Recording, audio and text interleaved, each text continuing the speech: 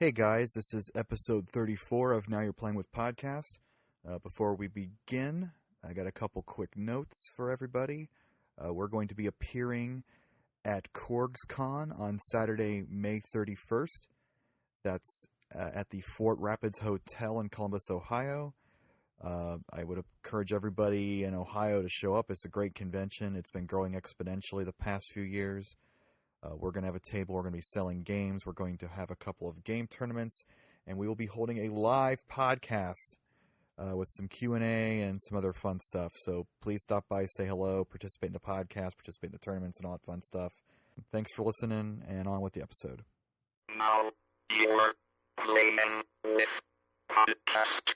And we are recording. Welcome to Now You're Playing With Podcast. This should be episode 30, I believe. And we're finally going to tackle a subject that we have brought up. Becky invented a great term for, the awkward adolescence of gaming. Insert pimply-faced teenager from The Simpsons here. I dropped your taco! Oh, I'll get it. Ow! Not allowed to date the customer, sir! Ow! Ow! So I kind of wrote a Facebook post on this subject. I'll kind of rehash what I said on it. At the tail end of the 16-bit wars, video games were attempting to redefine themselves with two purposes. One, find the best way to take advantage of new technology. And two, further expand the video game audience beyond children. So we picked 32 games that kind of define this kind of symbolically 32-bit quasi-era that they don't know where they were quite going just yet. These growing pains, these awkward breasts in fifth grade. Middle school. The hickeys and the First pubes. Adam's apples, first pubes. The first pubes of gaming. The deodorant, maxi pad, the whole... This is all disgusting. I don't want to keep talking about this. The end. Nice show. I think that actually that's a good definition, but I think by talking about the games, that'll be our definition too. Right, because it really isn't... It's hard to talk. It's really hard to isn't, define it, really. Yeah, I mean, there's some stuff we missed here. This isn't definitive. We just picked 32 because that's a symbolic number. We could have picked 64, but that's too fucking many. And we hate the number 64. Yeah. And it's also, too, like, we had to... we had to limit, 64. how many we talked about, but it's also like, these are the ones that, when we thought about it, were the first ones that came to mind. Yes. So they're the ones that really kind of stand out the most to us. Yes. And we'll talk about some others at the end of the show too, just as kind of like wild cards that other people brought up. Good and bad. Good and bad. This isn't like this is not like us harping on an entire generation of games. This is us picking out what defined. We're laughing at the yearbook, basically. Yeah, it's look at that kid. What happened to him? Think Money for Nothing by the Dire Straits, that video. Whatever happened to Bubsy 3D? I was thinking one of the themes that we will probably see is developers trying to do too much with a system, and the games that their aesthetic and their gameplay is maybe just pushing the limits and not trying to go above the limits. Well, it really feels like it's the opposite of where we are now. I mean, the games we're going to be talking about are ones where the software developers had ideas and concepts they wanted to pull off, but they didn't have the hardware to be able to do it. Right. Versus now, they pretty much have the hardware to do anything they want, and it's all the same. And it's all the same thing. Everything is 3D and maybe rendered in system and that kind of. What they wanted to do could be done with sprites, but they were told they had to make it in 3D with polygons. And brown, because everything's dirty. Yeah. In Bloom, everything needs Bloom. So we all drafted 8 games each. And we're going to do these games in chronological order. So a lot of my titles are near the earlier portion of the show, and a lot of Becky's titles near the end of the show. But it wasn't, we didn't plan it that way. It just kind of happened that way. And our first title, basically the first girl with boobs in 4th or 5th grade, is Dragon's Lair for the arcade, released in the arcade in 1983 in June. At the time, arcades were on a decline, as well as the video game industry as a whole was on a decline. And Dragon's Lair was something completely new and out of left field. It was actual animation. It's deemed a classic, but it's one of those things that, because everyone had it, though. Every arcade had it, and everybody remembers it. It was 50 cents a game, so that ticked off a lot of people instead of being a quarter.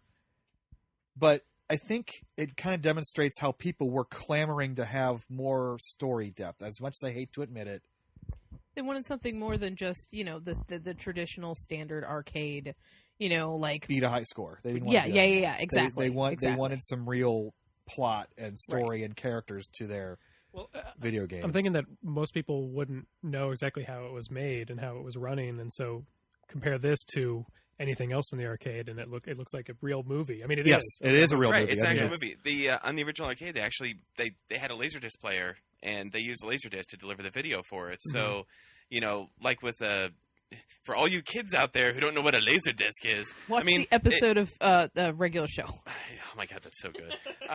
Watch SLC Punk with the rich guy. He's like, it looks like a record, but there's a movie on it. That's basically how a Laserdisc is. Well, back in that era, this came out in '83. VHS was still, the primary format for movies. It wasn't decided yet. In its no, you're right, it wasn't. It had Yeah, that was like Beta was still right. So the thing about Laserdisc is you can skip to different video tracks on Laserdisc, like you can skip to different tracks on a CD, like audio tracks on a CD. It was instant, and so they had a Laserdisc player with hardware control in it that you put the right either action button or joystick movement in, and then would skip to a certain video track and then play that video track. It's a choose your own adventure. I can see why this game was 50 cents because imagine how expensive the tech was in this. A Laserdisc player when no one had even heard of that. Yeah, that's And the thing is, it was incredibly immersive. When you look at the other sprite-based stuff that's out there, and all of a sudden you get this, beautiful Don Bluth, right? Don Bluth. I was going to say, Don Bluth was a former Disney animator who jumped ship because Disney was going to shit in the late 70s. And he had just released Secret of Fox NIMH. and the Hound. Secret of NIMH. And the urban legend is that the person who ran, I don't remember the name of the company, Rick Dyer, he ran, let's see here. What's the fucking name of the company? Don't have it in front of me. I'm not going to bring up Wikipedia, but his company, he had this choose your own adventure style adventure game based off the text adventure game that was along in all the mainframe PCs in the 70s. And he was just showing like computer images on a audio cassette tape, which is that's what they used for mass storage back then on cheap computers. But it was this very crude quality, and he actually got laughed at trying to present this storyline event game around to people. And then when he saw Secret of NIMH, the urban legend goes, that's when he thought, oh, maybe we can do full motion animation top quality.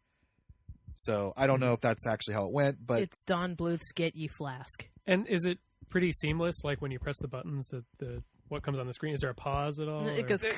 I've never been able to play it, honestly. There's honestly a bit of a pause, and it's really not bad. It's the same amount of pause you would get in the original, like before, like the CDs were gapless. Mm-hmm. It's about that kind of a pause. Okay. So shy of a second, maybe pushing a second, but enough that it stops for a minute. Yeah. And then like the next frame's like when it starts the next animation, it's like on a still frame and then starts up again. Mm-hmm. So and it did a pretty good job with it, because what it did was it built suspense, because you hit your input in and you're waiting to see if you're dead. Yeah, you don't know. You have to wait and figure out, okay, is it starting the death animation, or is it did I get the pass animation in there? So it was fun. It wasn't like it didn't take away from the game, but it did. It wasn't completely seamless. And I think the new ones now, like the DVDs and the Blu-rays and like the Wii version, or whatever, I think those are seamless. Yeah. Mm-hmm. I've never been able to get past the first screen on any of these versions, but I just don't know the timing and won't look up a FAQ. And there was a couple others. Was there a second one, or was there something called? Yeah, there is a second one, and it is tripping balls. Space Ace and Time Warp Dragon. But there was a whole. What I want to do with all these games is I want to explain what the deviation is from standard video games, and then whether or not that deviation was a success or flop, and whether the game itself was a success or flop. This didn't usher in a new age of this for a long time, though. It kind of did. There's a good couple dozen FMV games if you go up and down. How long did it take before we saw them? It took 10 years. What are you talking about? No, in the arcade at the time, there were good. Really? Yeah, there's some weird ones. Like Mad Dog McCree is in the same. Who Shot Johnny Rock is in the same. How long did it take before those came out? No. This was in the 80s. And they were desperate for material, so like one was Lupin the Third, but they changed it into something else. And they were made by different companies. I think there was a Transformers one in Japan. Yeah, somewhere there was a Transformers one. But we didn't see it at home until Sega CD, right? Yeah. That's actually I was about to bring up. There were computer versions of Dragon's Lair that were terribly crude. There was one for the Coleco Atom. There was one for the Commodore 64. There was one for 3-color DOS or whatever that CGA, VG, not VGA, but EGA. EGA. You know, it's one of those. It's like pink and cyan. Yeah. I've never played any of these, and I really don't even want to look up video for any of these. But on the NES version, interestingly, side scroller. Then the NES and Game Boy versions came out, and those were side scroller versions, but they still had that FMV sort of gameplay where you're not controlling his actual movements; you're just hitting button combinations when he's at certain points. And heavily animated too compared to other games. And coincidentally, Dragon's Lair is one of the most ported games to all of these different systems because it came out on CDI, it came out on 3DO, it came out on Sega CD, it came out on the Wii, it came out on Blu-ray, it came out on DVD, it came out for the Wii. I mean, 30 years later, they're still coming out with ports for Dragon's Lair. So it's right up there. And as a character, that's what I'm going to say about these FMV games in general, is if you don't judge the gameplay but judge the quality of the video you're basing it on, it's fucking awesome. It's classic. It's gorgeous. It's absolutely gorgeous. And the fact that they didn't have models or real voice actors, because there's hardly any voice in it. There's some oomph and umps. And, right. They had like an announcer who was the only real voice actor in it. Daphne was based off of Playboy pinups. So, that's very clear looking at her character model, too. I got a video up here. Starcom, is that the name of the company you're trying to think of? Cinematronics. Oh. And it's... Look at her. Oh, jeez. Probably can't hear this, of course. We're watching the intro. So I probably said this before, but I like that NES game. I think it's a good game. Really? And and it's on AVGN, and as a terrible game. But I don't know. I think especially when you think about it the way you said, where you're controlling. I don't know exactly what you said. You're not really. It's an FMV. It's like QuickTime events, basically. It plays kind of like the arcade version. I think what probably, I mean, James has lots of reasons for doing, like the games he picks or whatever, but I think probably one of the reasons why it stood out to him as a bad game was not so much comparing it to arcade Dragon's Lair. Mm-hmm. It was probably more comparing it to like Prince of Persia. Oh yeah, I mean, or I could see why most people would think it's terrible though, because it is really delayed and it's really unfair. You die instantly, for any hit. Or looking at a death montage. I was kind of hoping to see the ending. Yeah, you turn into a skeleton when anything touches you, just like the. Like Shadowgate. There's a lot of the death. There's a death scene and for everything you die from in Shadowgate. Mm-hmm. Oh, it's just every death scene. I don't want to see all the death scenes. I want to see you rescue the fucking princess. But anyhow, the Deviation, obviously, it was the first. I'm not sure if it's the first. I'm pretty sure it's the first FMV video game. It was in the arcades, Laserdisc based. Interesting thing about the Laserdisc player, it wasn't quite built to. I mean, it was able to skip tracks back and forth, but it wasn't built to do that durably. So a lot of the machines died because they got overused. Mm-hmm. Wow. So finding an actual original Dragon's Lair is tough to do. But now there's a great emulator called Daphne that if you have. Yeah, that's great. The emulator is called Daphne, but if you have the actual Laserdisc it came on, or like a DVD rip of it or whatever, you can play it like on the actual hardware as it played. Nice. The DVD versions, like I said, since I don't know how to play it, I couldn't tell you how accurate it was. And since DVD controls aren't like as accurate as say a PlayStation 2 or like a regular game controller, because I would try to play it with my PS2, the DVD version, but I don't know how to play it, so I don't know how accurate it is. I can't get past the first screen. But if I were big into this stuff, I would definitely want to try out Daphne. You also see the gameplay in like Resident Evil 4, all these games where you have movies and you have to press QuickTime events. Yeah, QuickTime events. Mention that? Okay. Yeah, QuickTime events became a thing. Yeah. They're kind of passé now, I think, but they were really popular. There's like God of War does a lot of them too, and yeah, like within the gameplay even. That's cool. Like not even during the movies. I am not a fan of them because that's the moment where you get to like relax for a second. It's like, oh no, I know you're not expecting to. Oh yeah, put my controller down. Yeah. Hit X to survive. Shit. Ooh, here we go. Laserdisc games list. See if I can find that one that's based off of Lupin the Third. It was called like there's Time Gal that came out. Time Traveler, that was a cool Sega did that one. It was holograms actually. Oh yeah, Time Traveler was awesome. It was really like it was like awkward to kind of see or whatever, but what they like the effect they pulled off with that was really, really cool. Once you've seen it and then you start playing it and then you realize that it's kind of awkward to play, like it wears off. But man, like that first, that first impression you get from it, so awesome. Road Avenger was one that was based off of Road Avenger. Yeah, Jaguar on the Sega CD, was that one of them as well? Was there a car racing game? Yeah, that's one I was just talking. Road Avenger, but it was based off an anime. I'm trying to find it. What it was. Road Prosecutor, respectively. But it was Cobra Command. Yeah, I mean it's Time Gal is interesting, and but like I said, with these games, as we're going to find out with some of these later titles, you base the quality off the FMV itself. You don't base it off the gameplay because it's basically all the same game. You just hit the buttons where you're told to in the point of the video. But was it successful? Ultimately, it wasn't. But it was a big wow factor, and in 1983, it was claimed as the game that saved the arcades in 1983. So it gave people new ideas of what you could do with the computer hardware in general, rather than just show crude graphics and bleep bloop sound effects. And I think it's one thing too that really kind of needs to be recognized through all this is that it's very common that the most groundbreaking things that come out aren't successful because they take the biggest risk to try to bring forward with a new concept or like a new engine, a new gameplay element or whatever. And then once they see it and it's awkward because there's nothing to base it off of. Now there's something to base it off of. Everybody kind of perfects what the first one did. Kind of a Wikipedia version of that, where how open source is supposed to work, where you take an idea and perfect it. Yeah, it's like yeah, it's really good, but I'm going to fork it into something better. Yeah, I'm going to go ahead and make the Kinect and the motion controllers for the PS3 because the Wii isn't good enough. Yeah. Are you saying kind of like because the technology, they spend more time on that than on the gameplay?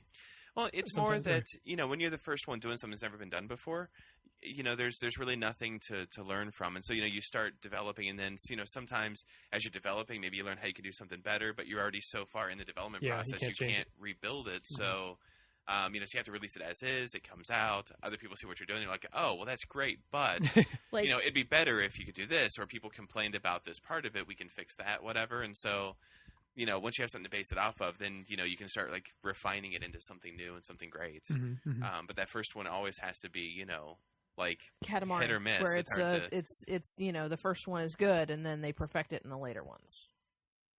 I'd say that's not a good example, though. I thought it was perfected in the first one. Yeah? Katamari, yeah. I mean, they did everything they could with it, yeah. Sorry. No. I honestly, like, Here's our grand ending here. The one that I played more than anything else is the 360, and I hated it because I was using that damn controller.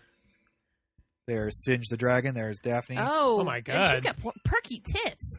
She looks like kind of like the side of a B-17 bomber or something. Yes. She looks like stereotypical that era, like pinball, like pin-up art. Yeah. I mean, that would get guys to want to play it if they saw that. Oh my God. Wow. Pointy. Oh my. She must be cold. No, it's Singe the Dragon. It's pretty warm in there.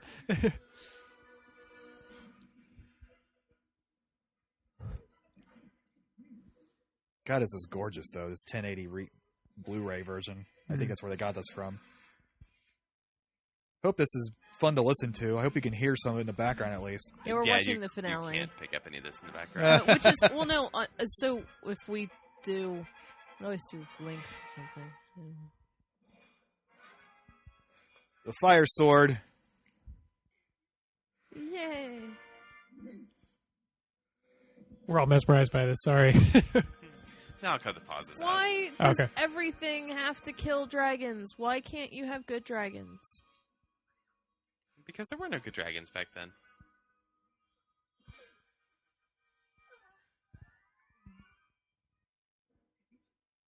Yay! Happy ending. So now you never need to play it again. Congratulations. That's maybe a problem with it. No, that's kind of was a problem. Once with you beat it, you never need to play it. Right. There was also an infamous episode of Starcade that featured nothing but Dragon's Lair for the whole episode. I think that might be up on their website. I'd imagine you'd have, if anybody played it before, you'd have everybody beat it and be tied. Yeah. There was a score in that game for whatever reason. Oh, and how many people were around the person that beat it, and they're like, "Yep, I saw the whole game. I don't need to, I don't ever need to do this again." So, was there only one path through the game, or could you It was randomized. Okay. You had to do. You had to do all the rooms as they were presented to you, but that wasn't always the same order. Gotcha. So so basically, I say it was mostly success, but the branching path of evolution did die out. It wasn't. The future of video games was not real animation, nothing but or real acting, as we'll find out later. But as on its own, it was definitely a success, and it's a classic in my book. So our next game on our list is Ball Blazer. So this one was on a lot of systems, Atari 800, 5200. It was on Famicom. Really? I'm familiar with it from 7800. And on the 7800, it is by far the best looking game. I mean, it's not there's not much competition. It's really the only 3D game even on the system. So I think we're looking at the 8-bit version here. Yeah. But this game's kind of an outlier though, because to me it looks like something that it came out originally in 1984, I believe, and it could have come out 8 years later on NES and still look very good. It seems to be actually in 3D, like the ships are possibly polygons. Yes. I mean, there's nothing but like a flat surface with checkerboard floor. Yeah. There's like a sphere, and then there's your ship and his ship. So the ships are polygons, but the floor is just like a flat screen that they're zooming around. Space Harrier floors? Yes, so like Space Harrier or 3D World Runner. Okay. But it's like faster and smoother than both of those, I believe. Wow. I think it is. It is amazingly smooth on the 7800. Yeah, and the music is actually fun to listen to on 7800, which is not easy to say for any other games on the system. So it's basically like handball or soccer in the future, and you're just like a hover ship fighting against another ship, and you fight against you get the ball and shoot it into the other guy's net, basically. If it looks really crazy, it's because the camera moves in 90-degree increments. So at times you'll be like behind, like in front of the guy's ship or behind him, and then all of a sudden you'll be on the side. That's because it like the camera turns, but it jumps. But once you get used to that, it's actually not that confusing. So this doesn't look as good as 7800. The ships are pixelated. They're smooth on 7800. What year did it come out on the 7800? Jeez. It probably had it ready early, but it probably came out in 87. 87, like with maybe. The rest of the 7800 Yeah. lineup. It was just in storage for all that time. But you can see how smooth it is, though. It looks really nice. I mean, it's just a great game. And it looks a good, and game. it's a good two-player game. A great two-player game to play one-on-one. Why is this not hexadecathlon worthy? It could be. It's been suggested, Yeah. but my version, my 7800 copy, has decided not to work. Mm-hmm. So what the game itself? I mean, was it a success or flop? Do you think? I mean, I have no idea. I played it so much later. I mean, it was ported to other systems. It was. But maybe just because it had Lucasfilm money, though. It was the one of the first LucasArts It seemed to be one games. of those PC type games, though. Was it on a Commodore and stuff too? It might have been. I think so. Yeah. So it's probably one of those Commodore games that the people that were into that were into, and people like me who didn't have a Commodore never heard of. Yeah, the only time I ever saw it was just on the 7800, and it was like we had it growing up. There was a drugstore that was like right over behind our house, and they had like a bin of like 99-cent Atari games, and so like every day after like I got home from kindergarten, like we'd walk over to the drugstore and like buy another game every day, and then come back and play it and see if it was good or not. Ball Blazer. But you didn't really get into it too much, or not really. And I don't remember. I mean, I was young, but like I don't remember being impressed with the effect of it at all.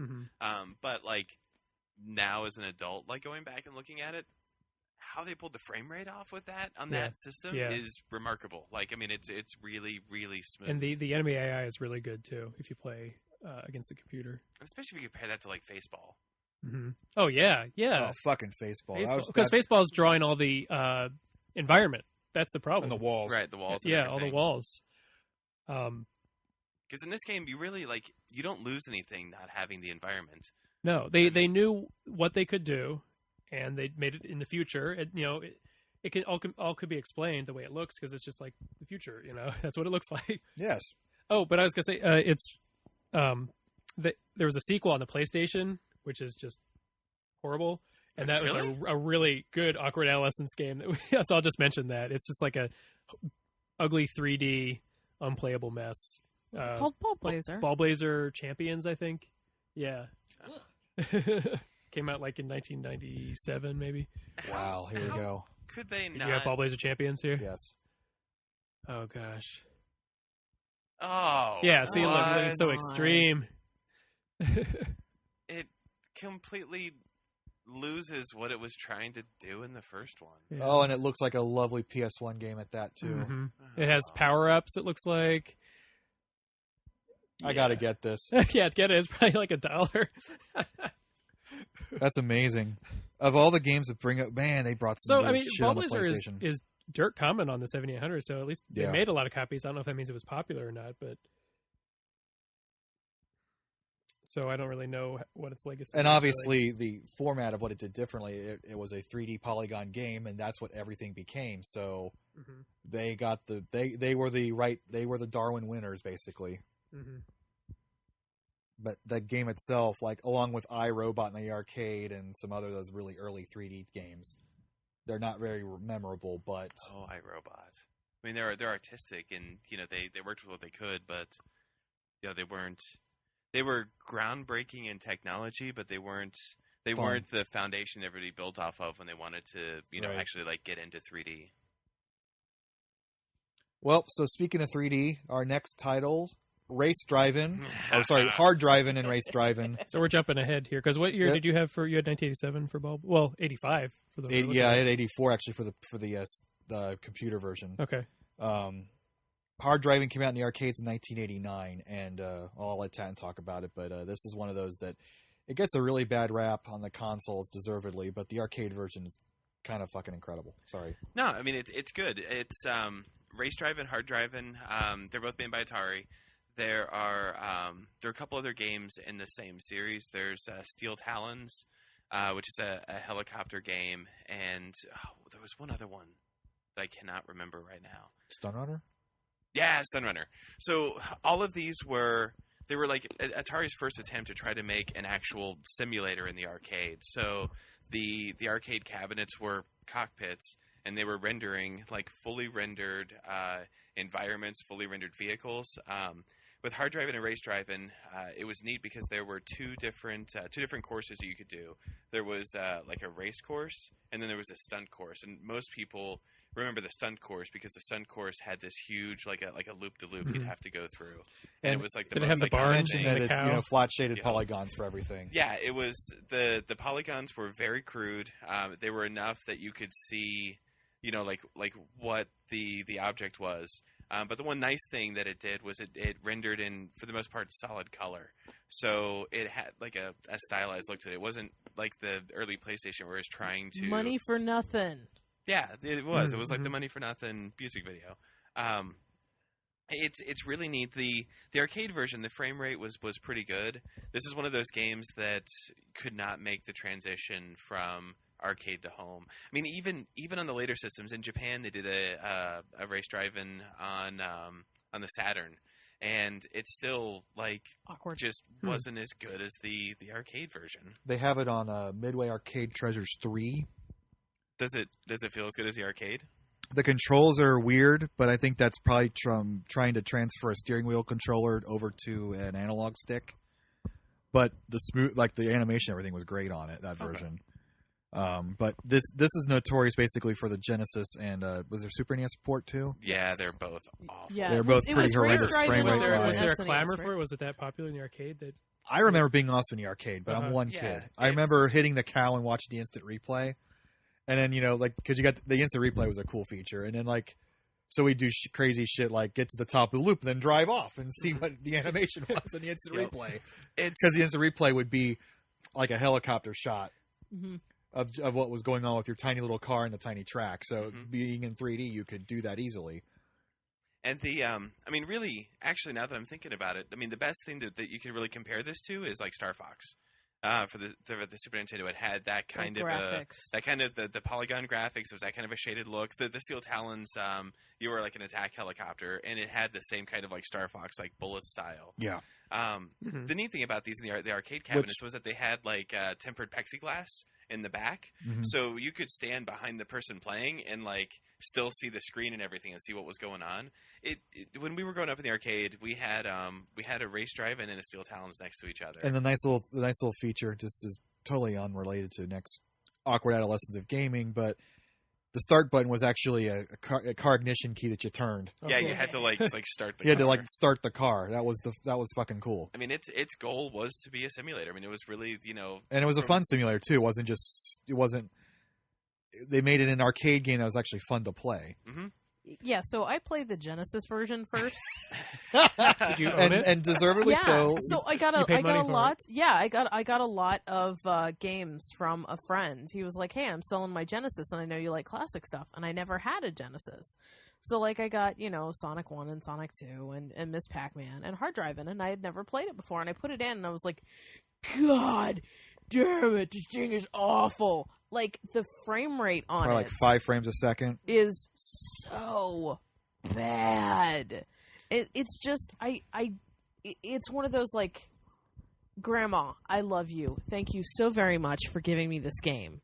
Please take it back to the store that you bought it from, so I can get money for shoes or something. But it wasn't even that. The nice thing is that there was a lot of rentals available at the time that this came out.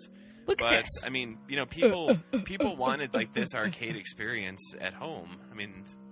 It wasn't like a Mortal Kombat. It wasn't a Street Fighter. It didn't have like crowds of people around it.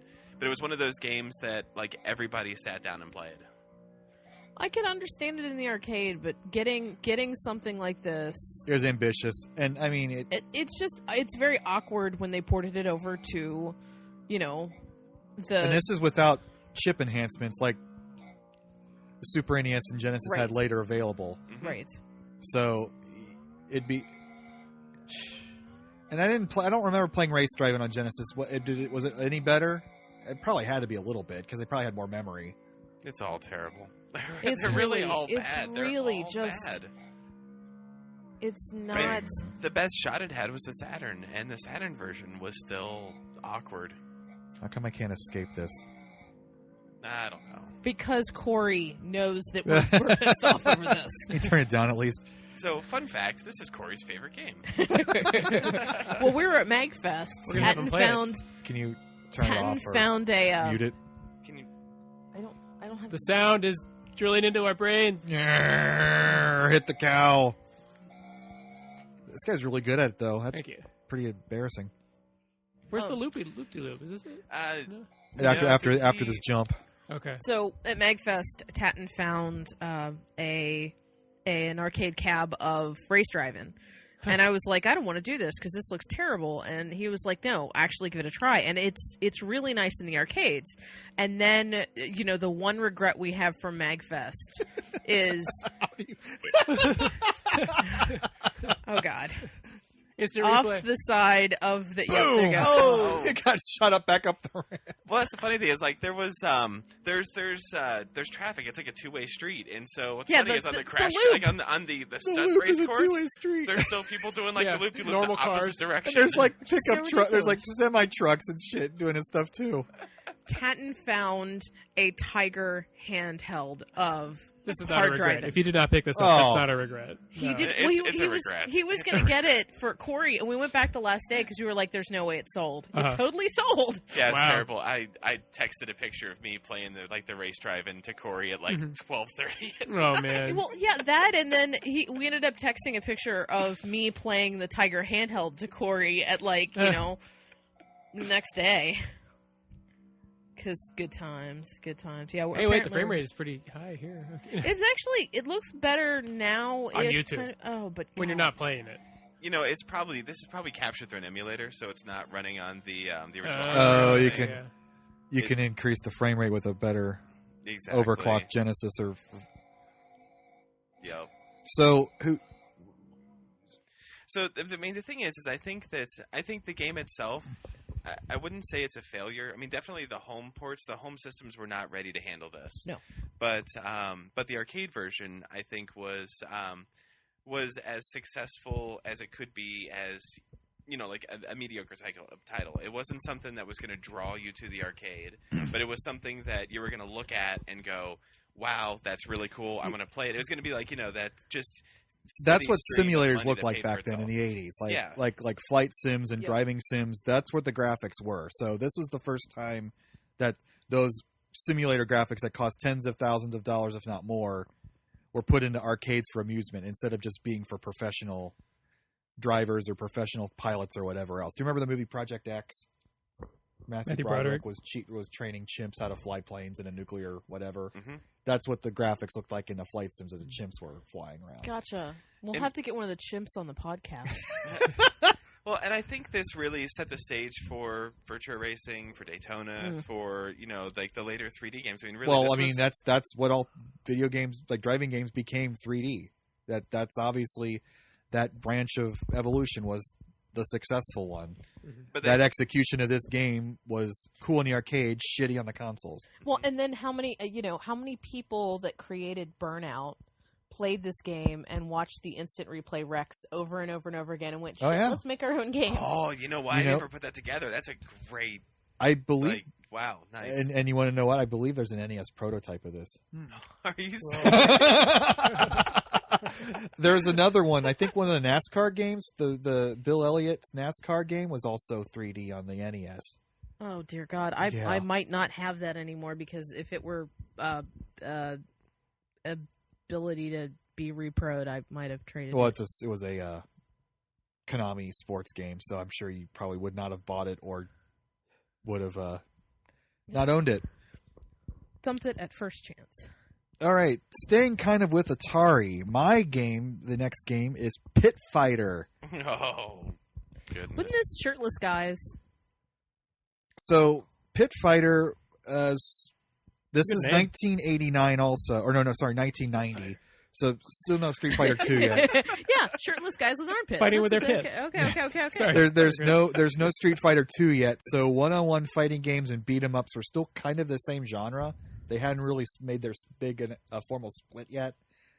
So this was kind of a beat-em-up because you could have 3 players at one time in the arcade.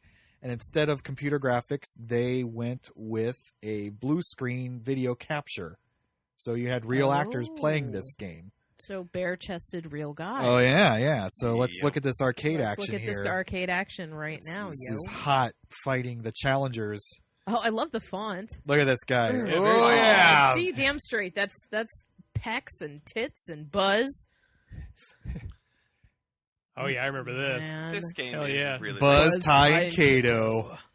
This is the most 90s game ever. ¿Quién es más macho? Show no mercy. But look at the size of these characters in this, and you see the crowd. They're real people, but the fighters took up half the screen, which in 1990, wow. So that was not a given. When Mortal Kombat came out, I thought it was part of the same series. So this is the precursor to Mortal Kombat, then? Yes. Exactly. Wow. Exactly. Yeah. But these are video captured, blue screened, and if you watch this version, you see how big the characters are. Which that's back in 1990, big characters weren't common. Right. NES characters were normally very small. Genesis was a little bit bigger, but size like have this. a Chicago Cubs shirt on? Yeah, and a fro ringing a bell. No, it's a Clippers shirt. But I love how there's like most of the people are black and white in the audience, but there's a couple guys in color just for the heck of it. That's probably all the developers. all they could squeeze in there. Mullets. And again, this one's on one of the Midway Arcade Treasures collections. And I think, my memory of this And and when, watching this video of Yeah, it, look, and Totally, he's standing totally. on a forklift, and the money pushes up your forklift. Nice. Brutality bonus. But I think this had a vertical screen. Like I think this was like you could take your whatever your vertical shoot 'em up was and like put Pit Fighter in there. All right, so now how's the gameplay on this though? It's not very good, but let's see the old SNES version, which is notoriously awful, one of the worst games ever. Well, the logo's good. Yeah, they're 2 players. No, this is also the precursor to NBA Jam. The look. Oh, look at this. So much smaller. Much smaller, much choppier. It's all the same pictures though. See, there's the Chicago Cubs guy still. Yeah. Yep. I mean, they still try to go for the same source, but it's just really, really. Well, it didn't have that high volume crunch you get in the arcades for stuff, and it's Super Nintendo, and it's Super Nintendo. And that guy keeps having seizures on your feet. And there's no weapons in this version, and there's none of this stuff where you get thrown into the crowd, and you hear that horrible cheesy music. But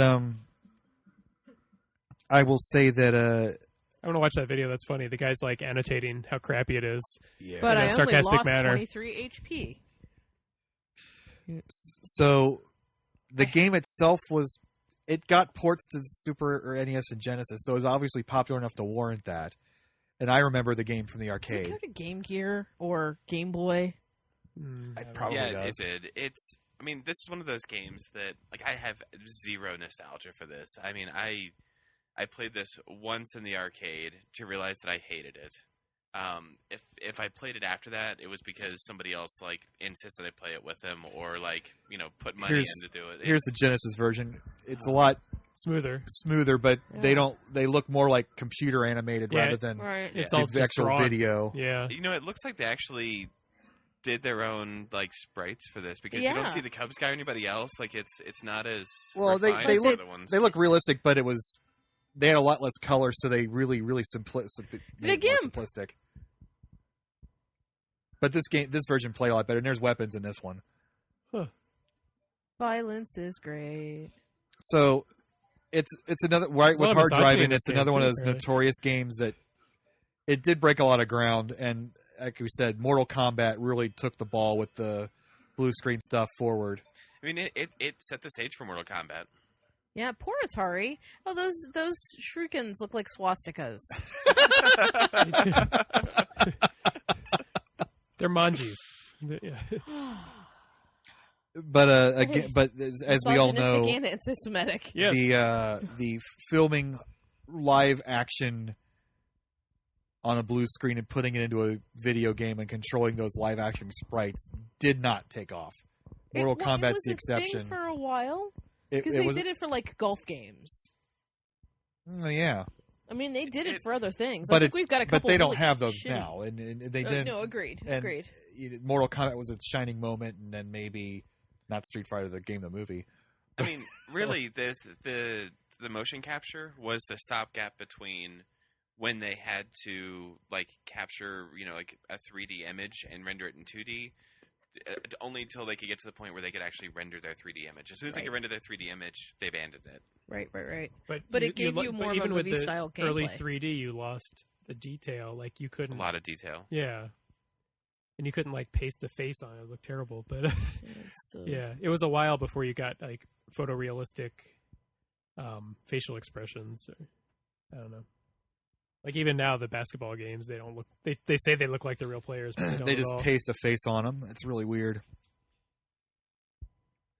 Well, it's better than the PlayStation one. So, but this was also groundbreaking the gameplay, I would say, too, because fighters were pretty big. Beat-em-ups were pretty big back then, and it was before Street Fighter 2, which came the next year. Beat-em-up, this is But its popularity gave us Street Fighter 2, basically. The popularity of this genre in general. Yeah.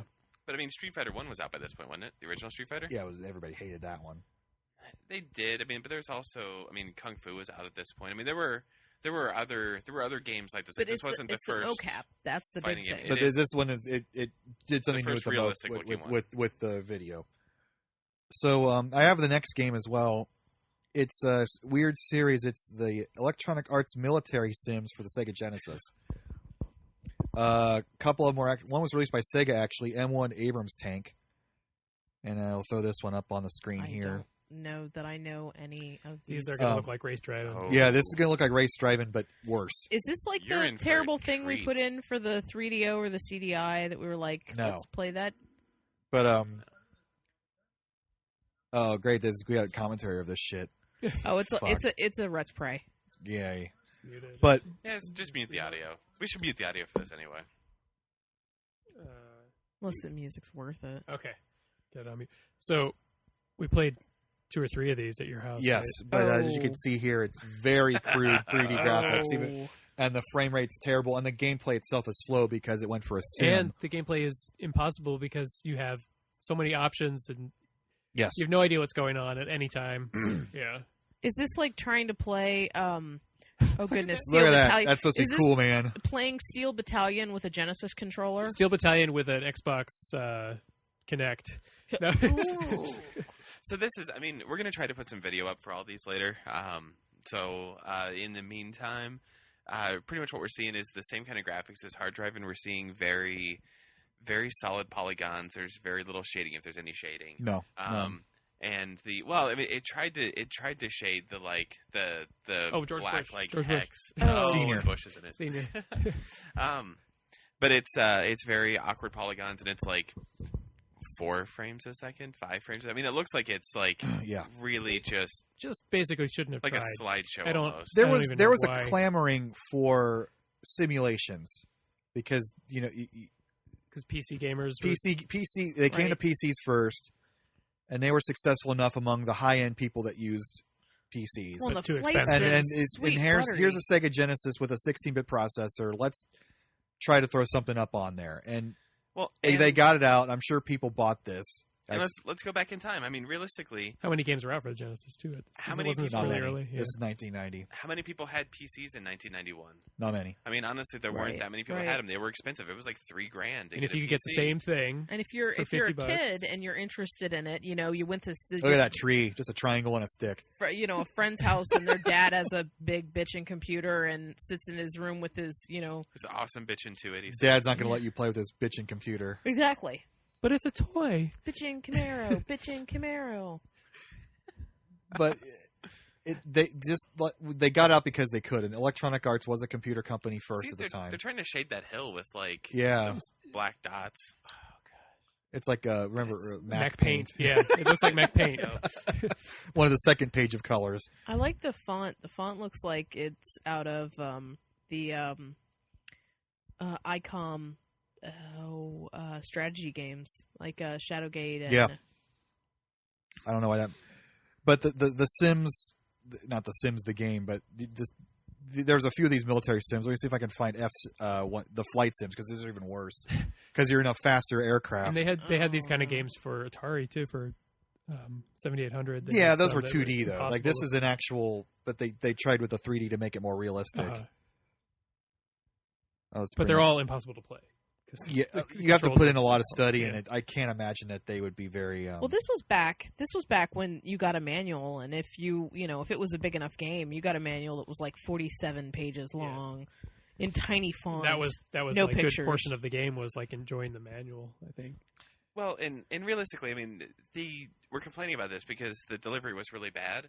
The concept was right. You know, they knew what they wanted to Yeah, do. look They at were this building shit. something that Actually, this looks cool. I like the It's got a 2D heads-up display. Then it's the gameplay itself's in 3D, but you could see like it's just a. Also, a lot of these games, the display is always huge. Oh, like Race Driving, I think the display was half the screen too. Yeah. Top Gun did something close to this with as a simulator. they did, but it was still 2D. It was 2D. still It was wasn't terrible. It wasn't. That rendering. was a game. This is more of a destroy this target and use these weapons. I mean, you see how you have a limited number of missiles, and there's your plane, baby. Stealth 117. Look at that. Looks like a bluebird. Flat polygons. B-17 bomber. Yeah. I love that game. But But I mean, they were right with the design. They were right with the user interface on this. Like, I mean, they did everything right. They just didn't have the hardware to be able to deliver No. it properly. And they did it. I mean, they got it out there, and I'm sure people bought it because it was cool. But nowadays, it's just a relic, and everything had to start somewhere. But like this is awkward. This is voice cracking. This is like you're not attractive. You need some more awkward adolescence. Yep, this is definitely. But obviously, Sims are big now, or they're still around. They still make simulators that are just they are basically the real fucking thing. As close as you're going to get to flying these things. And so, holy shit, Steel farming. Battalion. There's farming simulators. Yeah. I saw one for a car mechanic the other day. Car mechanic 2014. Like you actually got in there and changed parts and shit. They're really big in Europe, these kind of games. Oh yeah. I mean, Steel Battalion is like a great delivery of that. You get your 41 button controller with and it's all fictional too. It's all just completely like that's cool. They just made a whole world. We're going to get into this a little later, but mechs games really took off with the 3D. Mm-hmm. But it's a future one of our 32 picks. We'll hold off for that one because I've got lots to share. So military sims obviously not very popular, but they were never meant to be. It was more of the Genesis is an adult system or not for kids anymore. Look at this type of stuff that we have for older kids or grown-ups too. And it was also the consoles trying to show, hey, you don't need to spend $3,000 on a computer. Look, we can give you the same awesome stuff on your video game system. Right. And it was never fast. And but... since it wasn't fast-paced, it wasn't as critical to have more than 5 frames a second or have more than 0 details in your polygons. But it also wasn't immersive at all, like what they were going for. I couldn't play it now, but it's one of those. Like I said, it's a relic, and it kind of has a place on our list. But I wouldn't ever play it for fun. I couldn't play it back then, to be honest. No, I was too big. I was too small of a kid. All right, so next on our list, Becky's first pick, Wolfenstein 3D and Doom. Kind of put them all together. Yeah. Well, I have lots of. I did research. Uh-oh. So here's the thing. Am I the only one that didn't do research? I am, aren't I? Yeah, you're terrible. I suck. And I love you. I just wrote some notes. I didn't really I played a few of them. So the genre of Wolfenstein 3D and Doom, very similar, maze style, going around, shooting the bad guys sort of thing. And started with a game called Maze War. And if you look at Maze War is, incredibly rudimentary. It is just, lines drawing out a maze, but it's the same style that you would see, like the same view that you have for Doom. This is the one you were talking about, came on the Becky, right? No. This was the one that was done in 1972 and 1973. It had network play. It had online chat. It was actually created by some guys who were doing a summer program at NASA. They went on to MIT and then, brought it with them there. So it was slow and it was very rudimentary. But yeah, if you look at it, you can see how the mazes are put together and they're maps. But this is not polygons. This is raster line graphics. Correct, but it was still 3D. So it was very unique at the time, especially with this 1972-73. They were able to pull off the same sort of thing that you would see later on with Doom, or back in 1981. It was released in 82. It's called 3D Monster Maze, and it was the first one that you would have seen on a home computer system. It was for the Sinclair ZX81. It was a randomly generated maze. It had one exit and one Tyrannosaurus Rex. You're faster than you're faster than the Tyrannosaurus Rex, so you can run unless you get backed into this is so wonderful. So it took 4 minutes to load. So you'd walk away, and then it would show up and say, "Anyone there?" Well, press something then, because it's English, so why not? Yeah. So you press the button. Fucking Regis did that on Who Wants to Be a Millionaire. He would say, "Anyone there? Anyone there?" Come on, pitch one player already. But you were given unlimited time. What jackass? So okay, all right. If you're in any doubt, it's wonderful though the way that it's put together. It's another one of those maze sort of situations. But it's kind of like anticipation because you don't really know where the T-Rex is, and then you hear footsteps behind you.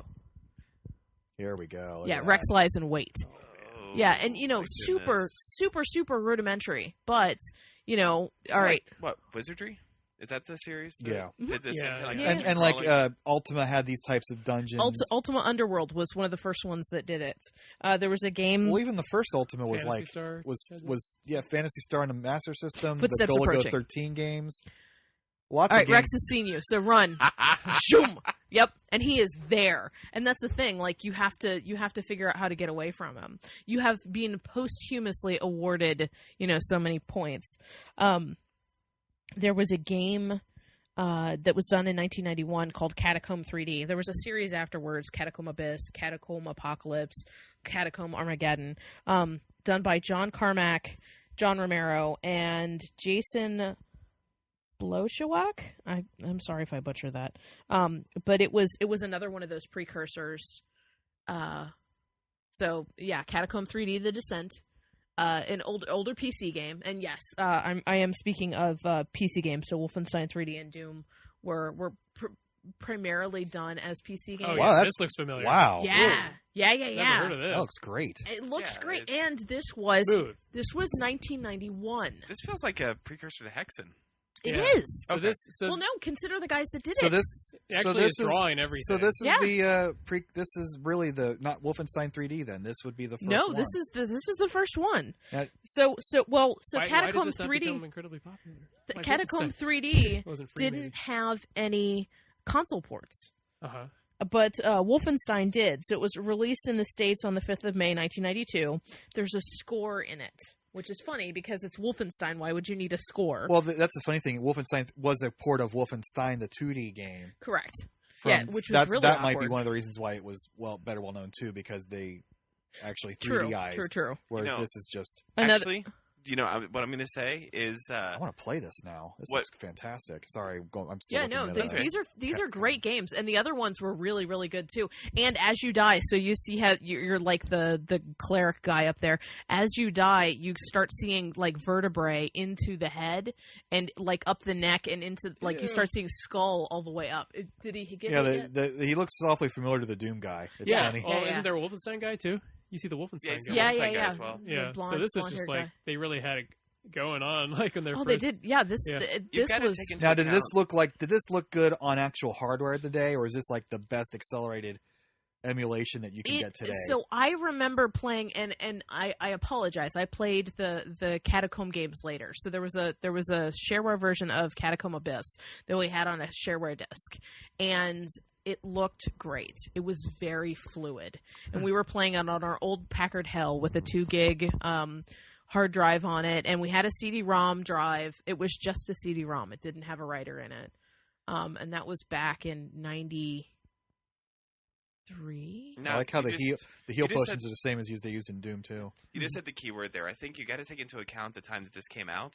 What probably made Wolfenstein really popular was that there was a shareware version. There was a of it. shareware Yes, version, that's And I correct? think Yes. the shareware Yeah. version really probably put it Everyone on the had map. it. Exactly. Yeah.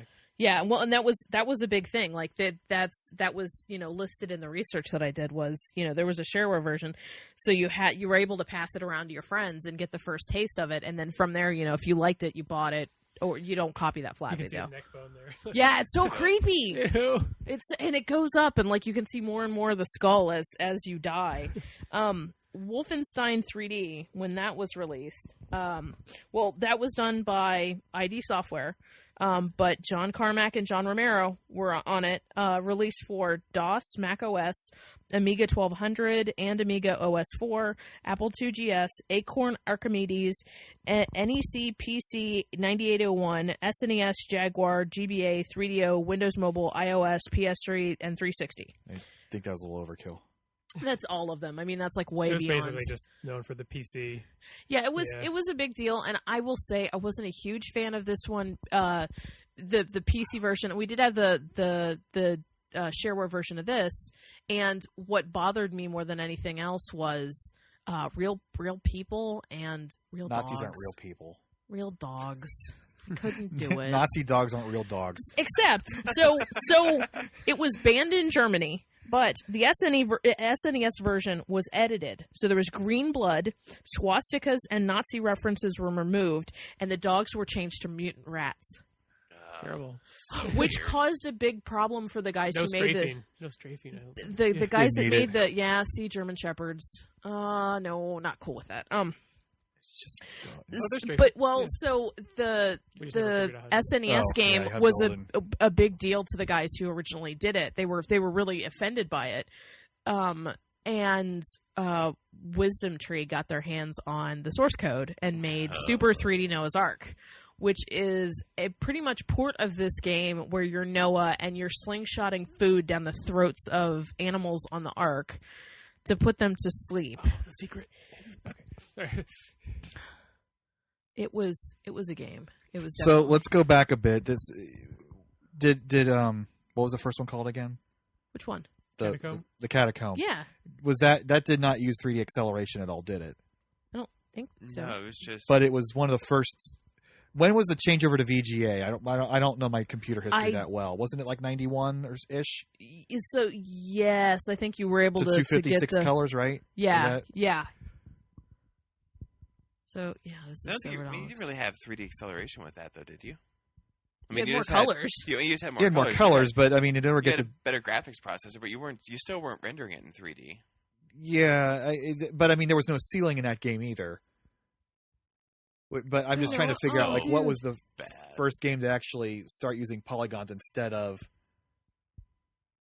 Marathon? But Was I mean, Marathon? there like this game, like I don't know. I'm not technically inclined that much, but this looks like it has sprites or polygons or something that's being scaled and rotated and moved around to make it look like it's a polygon or how a polygon would be used I think today. that's true. Like, yeah, he just was able to draw like all of the different angles you could see, Yes. and it just shows them to you and makes it appear it's like it's 3D. I don't know. Is that I what know it is? I was the just watching it, but I read the book Masters of Doom, and that's what.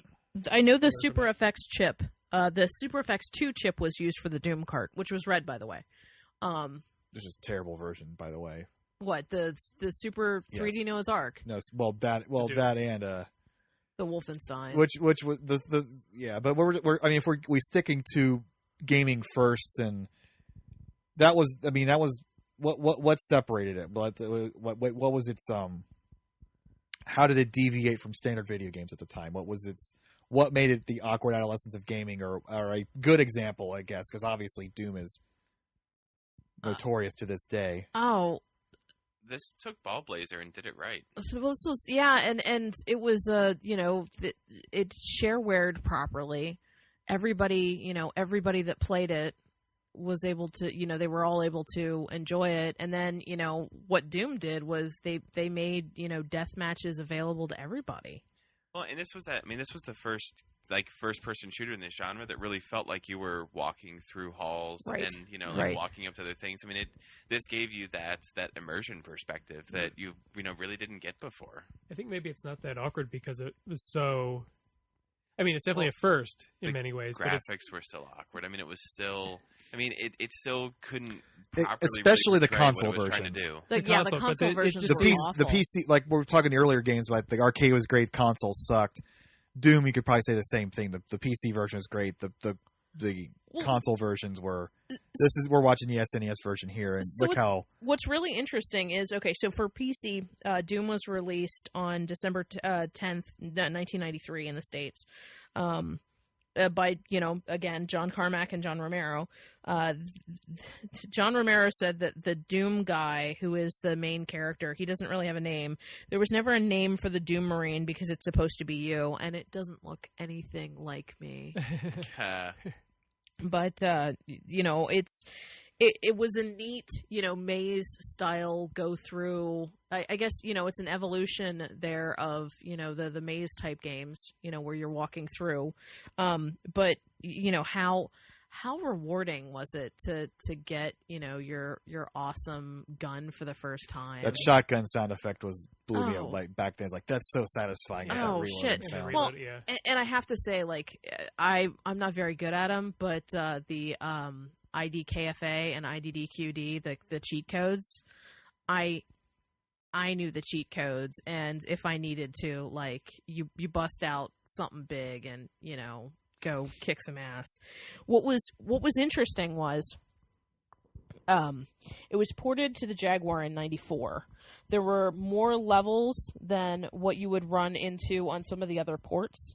It was a full screen port as well, which you didn't see that on all of the ports. I'm going to bring up the 3DO version here. This one is like the 3DO is like a $700 system that's supposed to be most resemble a PC at the time, and this is what we get for Doom. Oh yeah, it is the tiniest. Yeah, it's like Sega screen. CD. It renders it in like 320 by 240. Yeah, it's terrible. Now it looks pretty smooth here, but that tiny screen is just unexcusable for a system that expensive. That's what they did. I mean, they shrank the screen down so that they could increase the frame rates. Yeah. This was the gap that existed between consoles and PCs back then. Nowadays, you're talking about high resolution versus super high resolution. You know, HD versus Nowadays, super I mean, HD. It's the same thing. I mean, the Xbox One and the PS4, I mean, they're x86 hardware. They're just PCs, you know, they're just home media center PCs pretty much. Right. So the 3DO version was released in 96. It had an auto-save feature, which was nice. It has the same levels as the Jaguar version, but didn't have multiplayer. They had updated the soundtrack on it, and there is some original music. They intended on making it better than the PC version. We don't want to trapped in development hell for 2 years. We don't want to like kind of go into all the details because we kind of did that with our top 100. Okay, so in 1995, Doom was on more PCs than Windows 95. I really wanted to get that point. And also the legacy of it is this is where all the money is now. These first-person games, right? That's the thing. It's like. This became the future of gaming for the next 25 years. How many people did their first LAN games? You know, how big of a deal was Doom LAN-wise? This was the first LAN game I ever played. This is the Saturn version. Look how terrible this one is. They got full screen, but look how slow. Another system. This is your next-gen system in 1995, and it can't even fucking play Doom. There was no multiplayer on this, even though it said Deathmatch Ready. On the Saturn version, like the box says, Deathmatch Ready. Doom was so that's right. Here's our awkward adolescence. Doom was this hit game that everybody wanted to get on consoles, and nobody could fucking do it right. Exactly. Well, the SNES, so the levels were closer to the PC version, including 3 secret levels and the boss levels. But the only way you could do multiplayer was the X Band. And who knows anyone with an X Band? I have one. Did you use the X-Band back in the day? No. I got one. Of course not. Way after the service is defunct. So our next title, Mr. Tatton, your second one, with all your research you did, Woohoo. Lethal Enforcers. There's a pretty big box there on the floor. Does Lethal Enforcers have the pit fighter style people? It does. Sort of? They did the motion capture for it. Well, they went all photorealistic. I'm going to bring up the arcade version here. Yeah, it's all photorealistic. The backgrounds are like static photo images, and then they did motion capture for sprite. They did motion capture, turned them into sprites, then use the sprites and like layer them with the photos. The arcade, I don't know. I know the home ports they weren't animated. Like the sprites were just. They would pop up and there would be maybe 2 frames of animation for each one. They were all minimal animation. Right. I'm just going to bring up the arcade version and see how it looked, because I don't remember playing this in the arcade, honestly. Yeah, I mean, we played like, here comes a car, like, the wheels are moving, but the car's just bouncing up and down, really. Yeah, and you can see there's, like, 2 or 3, you know, a little bit of, like, leaning up or popping up. Okay, so the cutouts. So you're right, but in this arcade version, they got a few more frames, but they're still mostly just still shots. But this was very impressive back in the day, and it did get an MC7 or MA17 rating because it was guns. We're shooting real people with real guns. The idea of having to reload was pretty cool, shooting away from the screen. What's interesting about this, Lethal Enforcers is actually the first game to get the MA17 rating, and it was the first game to have the rating system on it. Like it was the first one that when it came out was only released in a version with the rating. This was first. The Mortal Kombat CD was another one, and then Night Trap, the new Night Trap. Are these the Genesis ratings or the ESRB ratings? Genesis ratings. Genesis ratings. Okay. The precursor to the SRB. Yeah. So it's this kind of really, I mean, it did 2 things. One, it was the first one that I think that really brought you that like immersive first person shooting with like the gun style that, you know, turned into later like your Time Crisis and everything else. I mean, this one really kind of defined it. You had your Who Shot Johnny Rock and stuff, but yeah, so when you shoot the guy, they got a little more. And I don't know if it's animation. I think it's just they're just moving the sprite back, like he's getting knocked back, but it's just a frozen sprite. no. There's a little bit of animation there. Yeah. It's only like a couple frames though. It was still very impressive in the day, and it's still kind of a badass game. Well, and there were bystanders as well as there were like the bad guys, so you had to like really pay attention to who you were shooting. It's Hogan's Alley. But the thing is Yeah. it really felt like at the time it was trying to be something realistic. Like it was trying to put you in. I'm not going to say a simulation. That was a girl firing a gun at you. Nice. Yep. I'm not going to say it's a simulation because it really didn't feel like a sim. But it was like one of the first, like rail-based games where you were on a set path. You had set things that came out. There's really no random. It's Hogan's Alley Game B. Yeah. Yeah. But realistic, like using the motion capture. This was one that was really, at least around here, popular in the arcade. Like it was. There was rarely a time that there wasn't somebody playing this. Mm-hmm. Oh, was that Dabney Coleman that just ran by? Looked like it. Dabney Coleman, bank manager. But the Sega CD version was a pretty goddamn good port of this. This is something the Sega port. CD version could do great. Mm-hmm. I love the controller. The gun that you got for this looked like The arcade gun. a pretty neat, the pistol. Like a 6-shooter. And the second player, so the first player was light blue, the second player is pink and connected over via RJ11 phone jack. Yep. Mm-hmm. Which that second gun's very rare these days. It but is. you could use that second gun in the Super NES version right. or the Genesis version. Right. It might even work in the PlayStation version, which I have never. Which they made a version of this for PlayStation. Mm-hmm. I think we have a pink gun somewhere. They did one of these games recently, kind of recently. Target Terror. I never played it. What's his face? Who did fuck? I can't think of his name. So bad. He did Robotron and Defender and stuff. God damn it! I sound like an idiot for not remembering his name. Help me. Sorry. Nope. Sorry. I'm losing all my cool points here. I forget his freaking name. So there was a Wild West sequel to this, right? Yep. Wild West sequel to it. And they did I think they did a third one recently in the arcade. Yeah, but I think that went back to Eugene Jarvis. God damn it. Why can't I think of it? Eugene Jarvis did a Target Terror, which was sort of the same deal, but instead of being still shots, it was actually all which they made a version for the Wii too, which is it's kind of bad, but I kind of love it at the same time. Let me find that video of this. But suffice to say, they don't make this style of game anymore. They've gotten away from actors.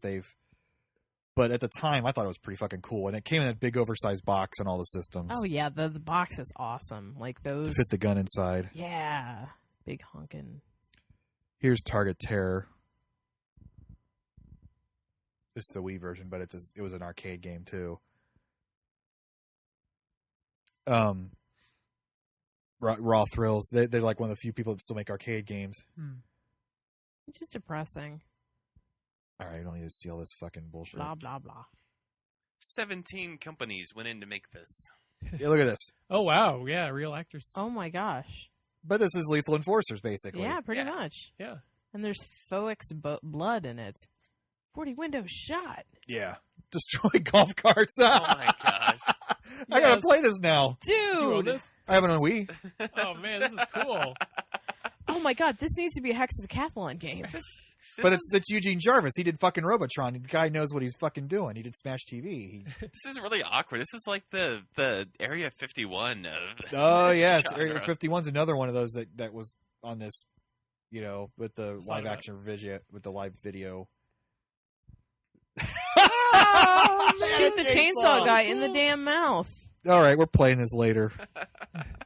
We've got to get this now. But Yeah. this is the only modern version. This is basically a dead genre, unfortunately. But at the time, but it's not really. I mean, they did some recently. They just brought out the Rambo in the arcades. They have that weird.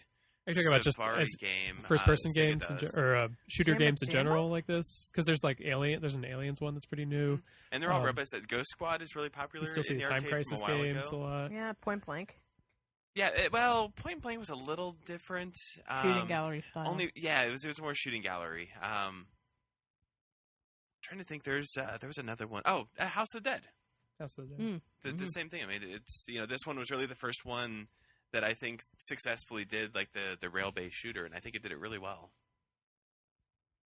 Okay, well, so do we think it was a success back in the day? I think it was. A lot of games did copy the idea and just took their own turn with it. But I kind of like it. It's a Virtua Cop. Yep, that's. And you got the stunner with that. It's. I mean, it's a dead genre, but I like it still. I don't know if it was like financially successful, but I think what they were delivering, they delivered it properly. All right, so the next game on our little list of nonsensical whatevers, Night Trap, baby. Oh, turn this up. I want to hear this song. I can't play it.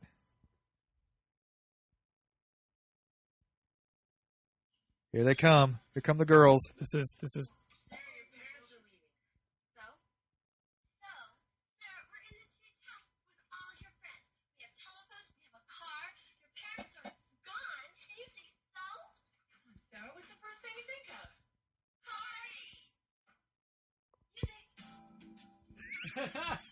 Oh my! I'm gonna dub this song into our show. Hi. So I grew up as a girl and never did this bullshit.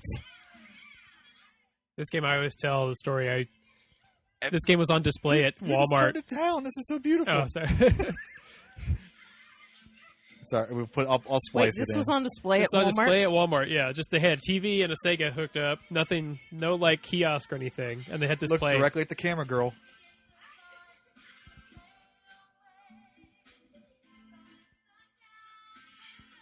What did she go on to do? This was filmed in 1987. It was Other released in than 92. porn.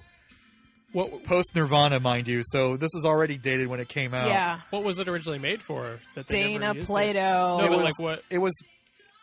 I don't remember the name of the game, but it was going to be originally for like a VCR based system. Night Trap.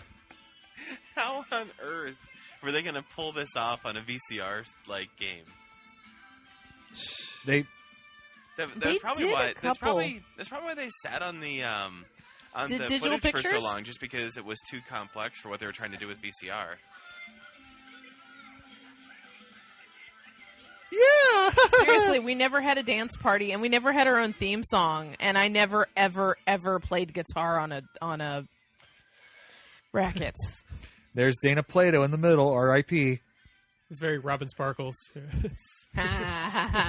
Needless to say, like I said with Dragon's Lair, FMV games need to be judged on their content. And if you watch this as a sci-fi B-movie, shitty horror movie made in the late 80s, it is fucking hilarious, and I love it. But it wasn't made in the late 80s. It was released in the 90s. Oh, look at that! Take that shirt off for that bikini top. Woohoo! And the dude in the sunglasses comes in with the shirt unbuttoned all the way down. God.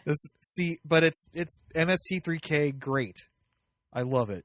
It is. It's also it reminds me of Rope, the Hitchcock movie. The camera's always on one portion. It's always one long shot. No, I was watching an episode of Game Grumps when they were playing this, and Oh goodness! when they started singing the song, it's like, oh yeah, just go back to the Peach Pit, and I laughed for 25 minutes. We need to go to the Max. Um, I'm so excited. There's another game where so the screen excited. is tiny and the HUD Yes. is huge. there are, but there is a 3DO version with full screen. Let's bring that son of a bitch up. Oh, do we even have that version? I don't know. We have both the Sega CD and the Sega 32X CD, which is enhanced by the 32X. Did that make a difference? Oh yeah. Did you get like a full? You had more than 64 colors in a 32X. Here's the 3DO version. Look at that. Holy Wow. shit! Look at those She's green possessed by eyes. Satan. Everybody thinks of it as just a Sega game. Do you think like Sega was embarrassed that was the only game people talked about for Sega CD? For a Yeah, long well, time? let's talk about some of the other legacies of this game. This was the game that brought the rating system about. Yep. Lieberman brought up congressional hearings about horrible misogyny and violence in video games. Whereas, come on, look, compare this to Friday the 13th. Give me a fucking break. And well, aren't you saving the girls and not being a voyeur? Yes, that's the point. Yeah. You're trying to, but you're still a voyeur. That's Well, and actually had a Game Voyeur at the time too. Oh, that was PC game. Yeah, that was. But even compared to now, that was. Oh, and there were a couple scenes in here where you actually like watched them kill the girls. No, they never killed a girl. They just they put that little metal hook thing around her neck and captured her. Why is the house? I don't understand this. There's the clue house. The trap. Why does it have traps? Because they brought out a censored version of this. Like they cut out like one of the scenes. I thought, all right, to the Wikipedias. Since I didn't. It isn't that bad if you watch it though. It's not. Was that kitchen from Family Ties? Might as well been. Sha-na-na-na. Oh, nice. Columbus represent. Did you just sha-na-na-na? Yes.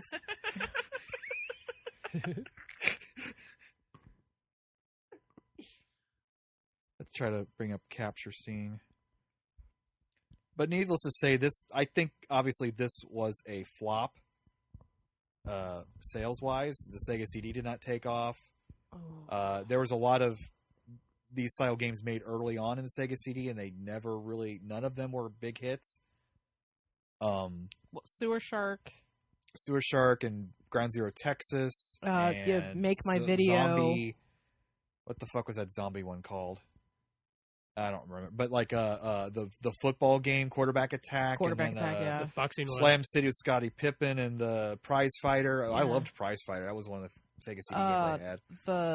The CNC, the Power Factory. In Excess. The In Excess one. Marky Mark and the Funky Bunch. Yeah. And was there another? There was.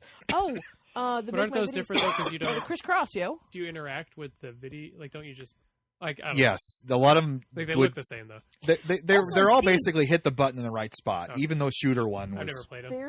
Do you have a Sega CD? Yeah. We know where you can get a Power Factory for $2. No. Half price. No, that crazy store on Bethel with the VGA games. Oh, the new one. Yeah. Yeah. So, anywho, obviously this did not take off, and there aren't many FMV games out these days. Although the QuickTime event did kind of get included at some point. It's notorious. It's one of those like it's a bad. Is it like? This is the epitome of our episode, by the way. Look at this terrible acting. We don't have the sound turned up, and you can just see how. Well, I mean, is this like The Room, the game? It's not that bad. It's not that popular. Okay. I think the thing is like this was trying to take that like Dragon's Lair to the next level. I mean, it was something where you didn't have a set path. I mean, ultimately to beat the game you had to follow a set path, but you had like some kind of free movement. You had what was it? Eight different cameras. You had to memorize when the bad guys came into each screen and then capture them all. To get a perfect game, you just basically had to watch all the things to get the plot. When things are coming. And if you follow the plot, you'll miss some of the bad guys. So it's like you have to play it multiple times to get a perfect score. And I need to sit down and play through it. I really like it. It's not a good game, but it is a fun movie, and fun movies I love bad movies. So. It's it is very interesting that we went from, pixels to something like this. And the first time I saw video on my Sega system, because I had a Sega CD, I didn't play this. I played Sewer Shark because that's what came with my version.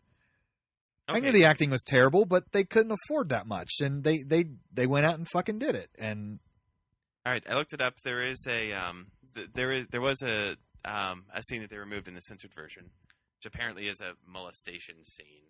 Oh God. All right, attract mode, censored version intro, ending. Let's go to the mall. Night Trap. Did you mention the Power Rangers game too? Oh, the Power Rangers game was fucking great. Good. Yep, that was. Really I don't even like the Power Rangers. They're too old. I'm too old for them. But they showed an episode of the Power Rangers, and you QuickTime event your way through the episode. It was fucking great. Yeah. And then there's the there was a ninja one, Revenge of the Ninja. Night of the Ninja? Way of the Warrior was a fighting game, I think. That one was bad. Yeah. No, but that was a capture. That was a mocap after Mortal Kombat. Maybe there was a fighting game that was FMV. Because Way of the Ninja is the one with the dude who shoots fireballs out his kilt. Okay, yeah, I got them all confused. That's not that one I'm thinking of. That was Way of the Warrior. There's one that's like Time Gal, pretty much, but you're following it's like a ninja, and so you're like stealthing through, like into like a shogun's castle. I'm don't know. trying to find this But night trap. This is, my God. Okay, well, we can just basically say that it was kind of a flop, but it was very important. It and definitely. we learned that changed. this isn't what people wanted in video games. They didn't want live action. They wanted action they could actually control. And we're still struggling with this today with, a built-in story versus you actually controlling shit. You don't control much in this game. You just capture shit. So, I also have the next game on the list, and I picked Virtual Racing. Now, the arcade version of Virtual Racing, which I will bring up right now, That's on the Genesis. When did Virtual Racing come out? 1992, an arcade. And I will show you the arcade version here, which, when you were looking at hard driving before, Golly. you see how smooth this is? I mean, this is the Yeah. next generation of polygons going extremely smooth and extremely fast. It's nice and clean. Mm-hmm. This was the first game I ever saw that had camera control. Yes. Like Neat. they really featured the camera buttons. They like lit up And you on the see side. the little people. And the arcade version featured an announcer. Hee. What's his name? It's something really fucking ridiculous. Dick Trickle. Yes. Vert McPolygon. Oh, fake Oh guy. my Okay. goodness. Yes. Really? Let me but you can see how smooth this is. Let me bring up Vert McPolygon here. Oh my goodness. This is gorgeous. I don't know that I've really played this before. And this What is are you the one shitting I'm out not of sure the back of your exhaust, though? that just, like- happens in the other versions too. It's like every few seconds it'll blow up. I think it's when you're shifting or something. You're like backfiring the Yeah. engine or whatever.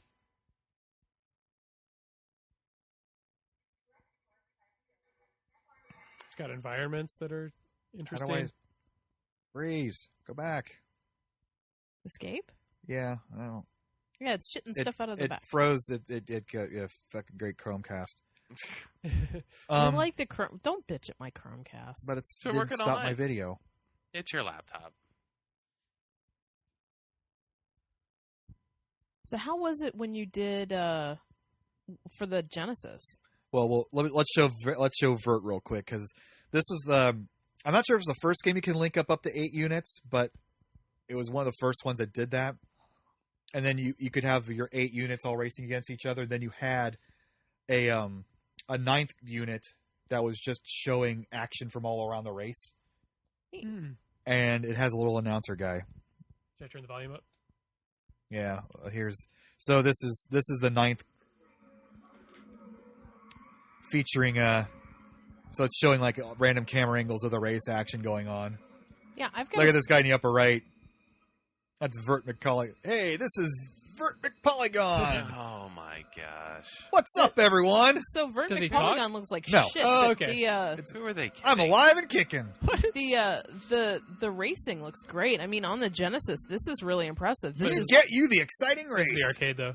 the Hey, you arcade? over there! Don't go Yeah, away. so this is the arcade version. Oh, okay, never mind. It looks pretty good on Genesis. All right, Well, this looks we'll really bring good it on the up here. arcade. But I want to show me your real race. Well, like nice little things like you can see tire burn. Yeah, it's got lots of nice little details. Mm-hmm. So there is the arcade version, and Sega decided to follow the Super NES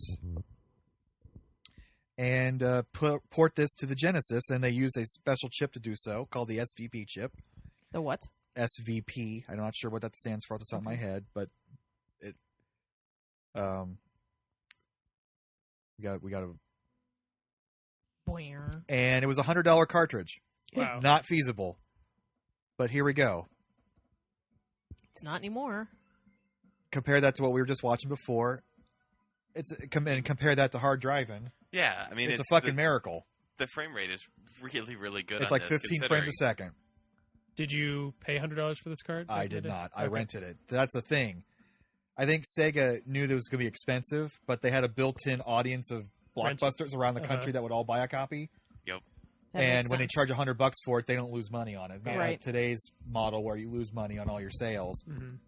So it got out there, but they knew this wasn't going to be a feasible model for the future. And one of their ideas was to put the SVP chip on a separate cartridge, and then you have a cartridge go on top. Like And Sonic and Knuckles kind of a thing? And that became the 32X eventually. Oh, wow. So Poor 32X. 432X, because that was more than just an SVP chip. It did a lot more to it. But here's the... Poor Chris who bought a 32X. Yeah. But the drawback of this game versus, say, Star Fox, which is the next game, well, we're going to do Star Fox soon. Spoilers.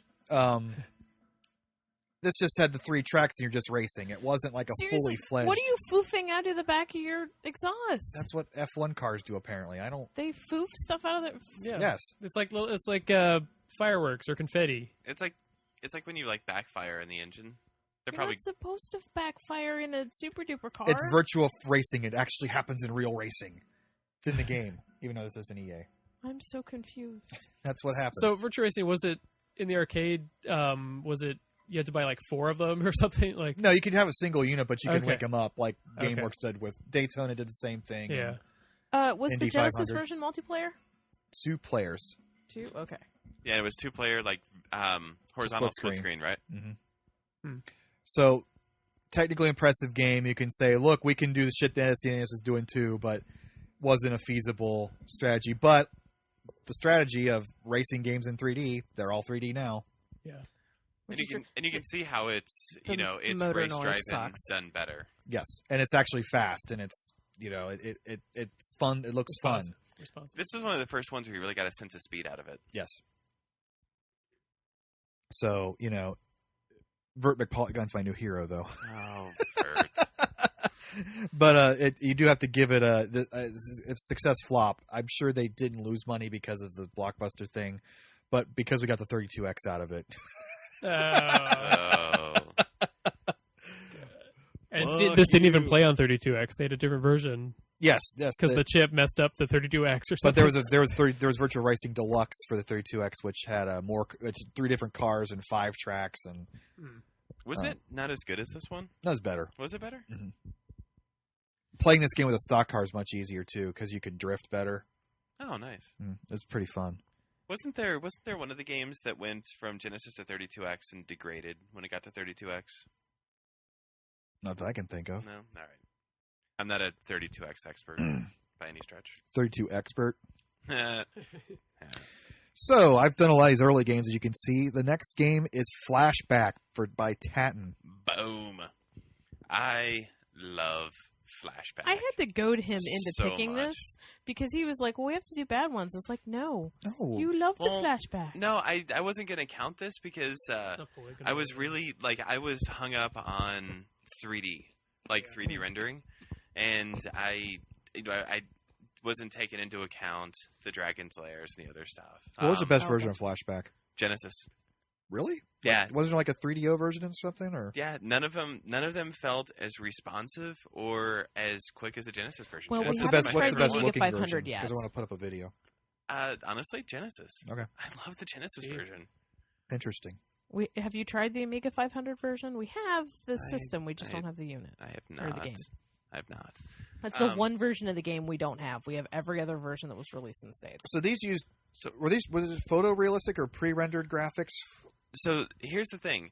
This was the very first game to use the black suits and the ping pong balls to do the wireframe motion capture, and so they motion captured the movements for it, and then used the motion capture to animate the polygons on top of it, which is why it felt. There's a limited number of polygons in the players.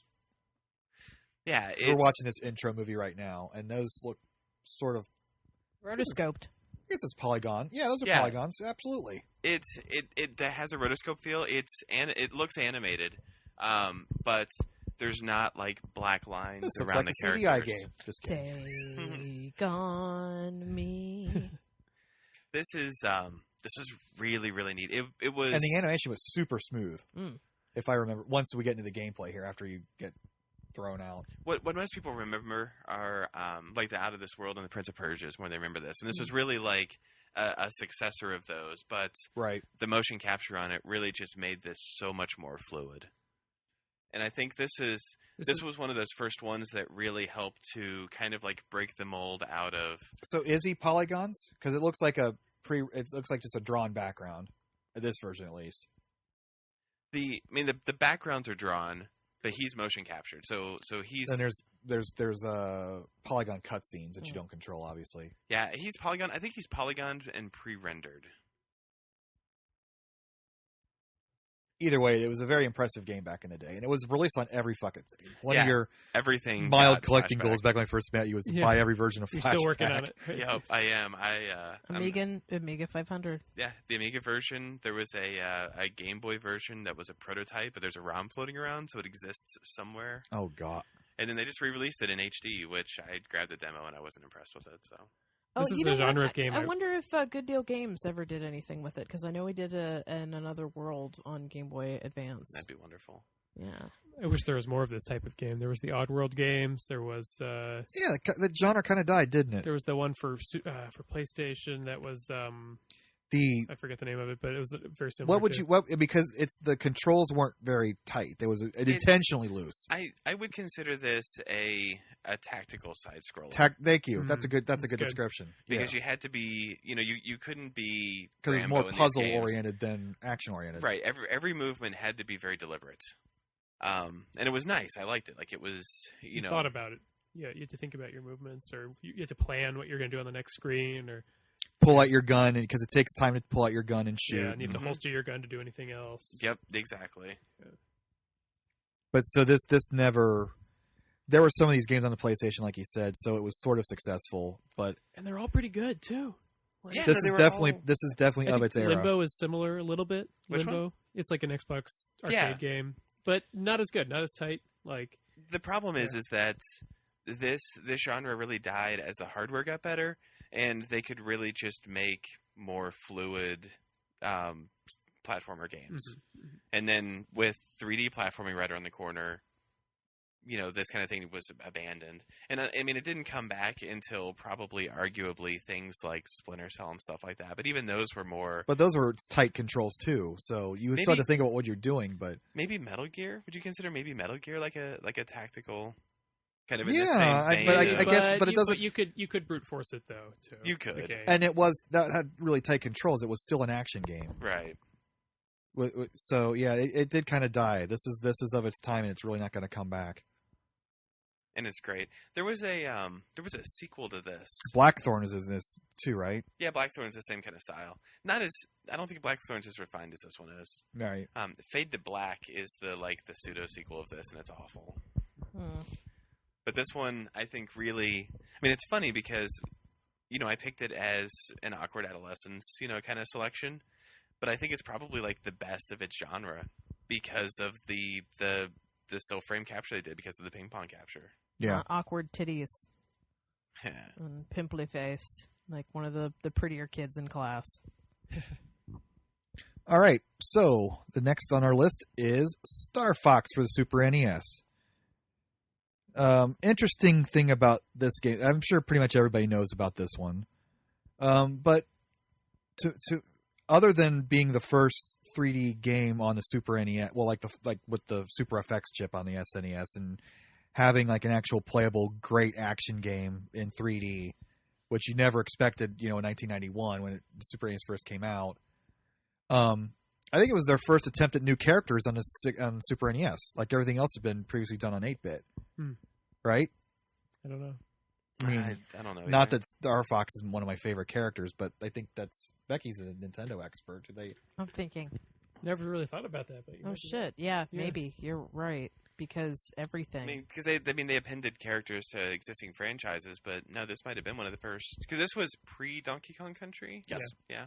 But I mean, Donkey Kong was already an established character. Yeah. Right. That would have just been offshoots of that.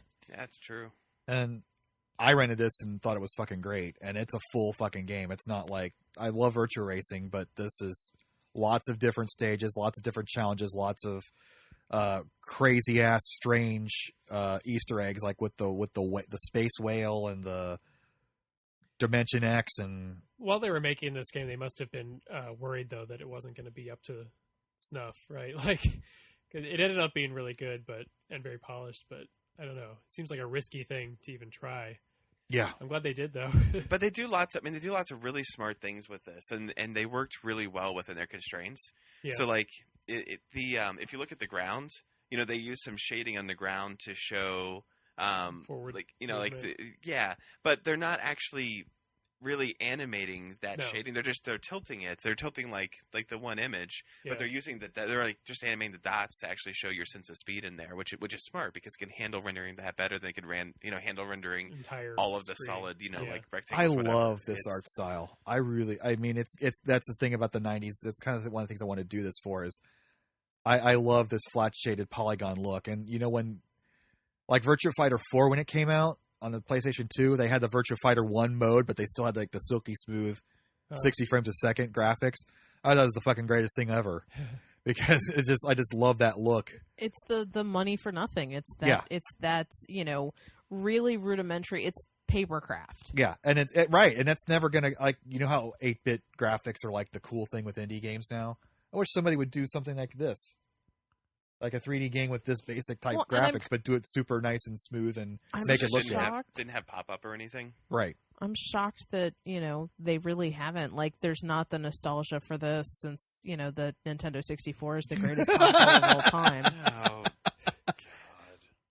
Oh, and you got to say, hey, everybody, check our the Now You're Playing With page on Facebook to find out why I'm so pissed off.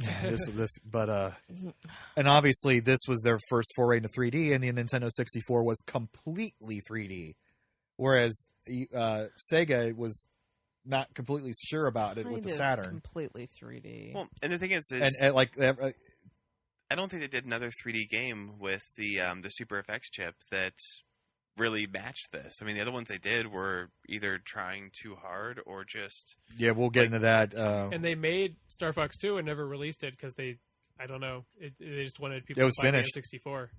I know, it was completely finished. You could buy it on a cart now. It's pretty expensive. Yeah, there's repros of it. Yeah. I need to get it. I know. I need as good as this game is, I'm surprised I've never played Star Fox 2. And I love it a lot. Did you ever keep the guys in your team, or did you just shoot them down? Oh no, I kept them. I shot them down, but I never played any. I never beat the game in like the medium or hard paths either. It was only the easy path.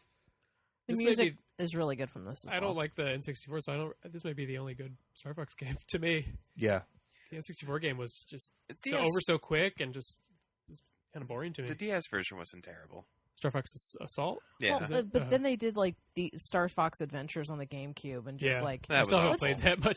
Don't. It's like taking a genre, and doing something really good with it, and it's like, we're going to do an offshoot and make it suck. Mm-hmm. And I don't know what Nintendo's thing is about, like, not wanting to make money, but really, Virtual Console, why is the Star Fox 2 beta not in Virtual Console? I mean, they've sat on it long enough. Regrowers are making money off of it. Why don't they just Virtual Console it? It doesn't exist. Point. It doesn't exist to them. It's an embarrassment or something. I don't know. But like, who knows what Nintendo thinks? I don't. Yeah, that's an excellent point. Shut up, Falco. But I obviously that's the thing with Sega. The Saturn didn't even have 3D acceleration built in its first iteration. They added that in at the very last minute. Sony was planning to go from the start, but Nintendo went like full on. Everything had to be 3D. That's why they waited an extra year. Good. So that made it the best console ever. Apparently. Good. But really, I mean, this is one of the best. I think this era console, entries into 3D, like actually rendered 3D for everything. Yeah. Do you remember in the Nintendo Power where you got the Star Fox Papercraft? Yes. Did you do it? Yes. So that means I don't have it anymore, though. I don't know what happened to mine, but I totally freaking did it because I thought it was the coolest thing that ever saw. Pretty cool. I think you had to glue it. No, you did have to glue it. Yeah. I not only glued it, I hung it from the ceiling. You could probably just print up. They got PDFs of all the Nintendo Powers. You can probably just print off another one. Yeah, we might still have it in our stuff. So do we want to just go ahead and skip the next one to the one after it, just because it's still in context? Sure. All right. Tatton can do Stunt Race FX next. Oh, good. Yep, Stunt Race FX. So Stunt Race FX is another Star Fox FX is fantastic, but Stunt Race FX was terrible. What happened? And this is another one where they had something that worked, and it worked really, really well with Star Fox. They tried to apply it to a racing game, but then they tried to do too much with it. They didn't do what made Star Fox so great, which was having everything with the same art style, having like a very solid, consistent base. With this one, they go to like cartoony looking cars. They go to the Wii style, like the Mii style characters, where like the car, like the wheels aren't attached to the vehicle. Which style could be fine, but what I don't get is Star Fox was full screen, right?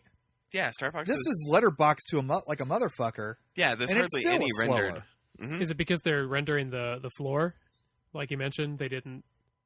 Because it is like a 3D floor. Yeah. I mean, it's rendering. It is rendering more on the screen, but it seems like it's rendering less in the car itself. Like the wheels don't look like they're being rendered. It looks like they're sprites. They're sprites. They're like animating the sprites. Two frame animation. They're rendering the car. They're rendering the eyes.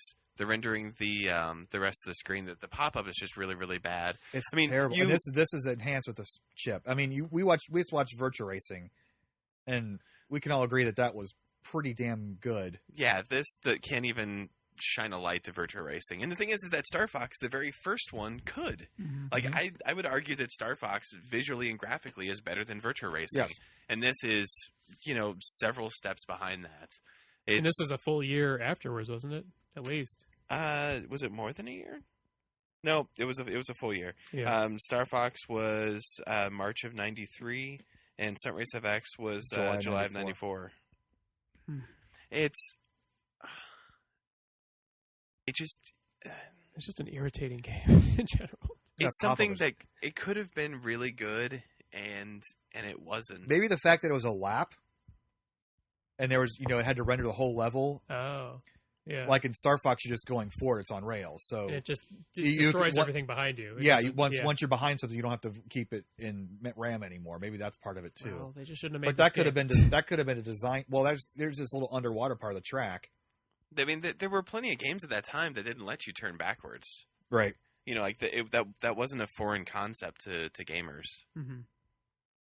Because like Road Rash was like that. You couldn't turn backwards in Road Rash. And it was just so cutesy. I mean, were they just tone deaf in '94? Did anybody want a cutesy racing game? Well, and like I don't mind the wasn't like Top Gear like the cool racing game at the time because they had added to shift happens. But they could have been Mario Kart. cutesy. Of course they wanted a successor to Mario Kart because Mario Kart was such a big deal. Mm-hmm. They could have been cutesy, but the problem is that the way that they chose the art style on this, I think specifically made it harder to render. If they had gone with a solid static polygoned car, then I think it would have been like less taxing on the processor, a la Virtua Racing. But they tried so hard to like make the wheels so disconnected and everything else. I think they actually created a problem for themselves to try to deliver this art style. We're all talking out of our ass because we have no idea. But all we do know is that the game itself is horrendous. But I think by pointing out the comparisons between this and Star Fox, we're kind of hitting on some of the things, at least. Right. Some of the problems. And it's. And the second point of what we were bringing about how they tried to bring more of an audience in, it just seems like that's such a limited audience. I don't know. Was this game like retailed higher than other games too because of the FX chip? Were people spending $80 on this shit? All the Super FX games are retailed high. Yeah. Wow. Yeah. So let's stay on the SNES for one more game, then we'll jump back to Becky's pick. Donkey Kong Country. And this was the game that really the Super Nintendo had a few more years of life because of this game, I'd say. Absolutely. The Genesis kind of faded away. And technically not a 3D game. No. So the game, it tricked a lot of people, I think. Well, even if you weren't tricked, it's still a pretty good-looking game and a fun game. But it's like 3D actual models, I think, that they built, or at least that they rendered Silicon graphics in a very expensive computer. Yes. And then they took all those, like snapshots of the render and made it into just sprites. So it's a very smart idea, actually. And it made sampling, basically. Yeah. And it made the game look miles ahead of other, side scrollers of the time. But it's basically just Super Mario World, maybe less complicated than Super Mario World, and but because it has the good fundamentals of gaming, though, like it's a good game. I don't know. You know, it's funny because there's two sides of the coin of 2.5D. There's the 2D pretending to be 3D, and then there's the 3D pretending to be 2D. Uh-huh. And I think this was definitely the first. I don't think it was the first one that did this, but I think it was the first one that did this successfully. Yeah, they went all in with the. I think it's because it's such a fun game to play. Like, it's a game you still want to go back to. And at this point, the graphics, I mean, obviously they don't look as good now, but in 1994, it's like, holy shit moment. And they promoted the hell out of it. I don't need. The music was great. The final boss's music is amazing. Yeah. I don't need a $300 PlayStation or $400 Saturn. I have my $99 Super NES, and look what it can fucking do. Yeah, my idiot brother got this for his birthday, and I think it was one of those, like, all he wanted was this, and it was like $80 or something like that, and he got it, and he was ecstatic, and it's a total blast to play. Like, it's a blast to play, it's a blast to watch. It's an homage to basic Super Mario Brothers too. That's the other thing. It is, but it takes you to neat things. I mean, you know, the minecarts. Doing the minecart levels was really cool, and I liked Indiana Jones, so watching the Indiana Jones movies and then going on and seeing, you know, the minecart stuff was really neato. Just and you know, like I don't care about Donkey Kong as a character previously, but he was really neat in Donkey Kong Country. What I think made Donkey Kong Country so successful was that the art style was consistent. A lot of the games that were like in this awkward adolescence of gaming were trying to, you know, they couldn't render like the level of realism they wanted, so they would fall back to using like photorealistic backgrounds and then render on top of it, and it made this like really awkward, you know, pulls you out of the moment disconnect because it's not consistent. And this one, like, everything was sampled and everything looked of the same world.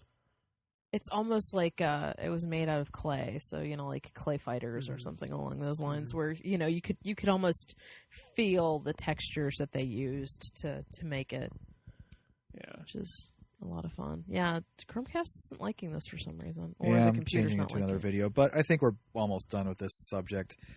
Although the interesting thing was this was still a 2D game, and this was probably the most successful late SNES game. This outdone Star Fox, obviously. So how was it on the Game Boy?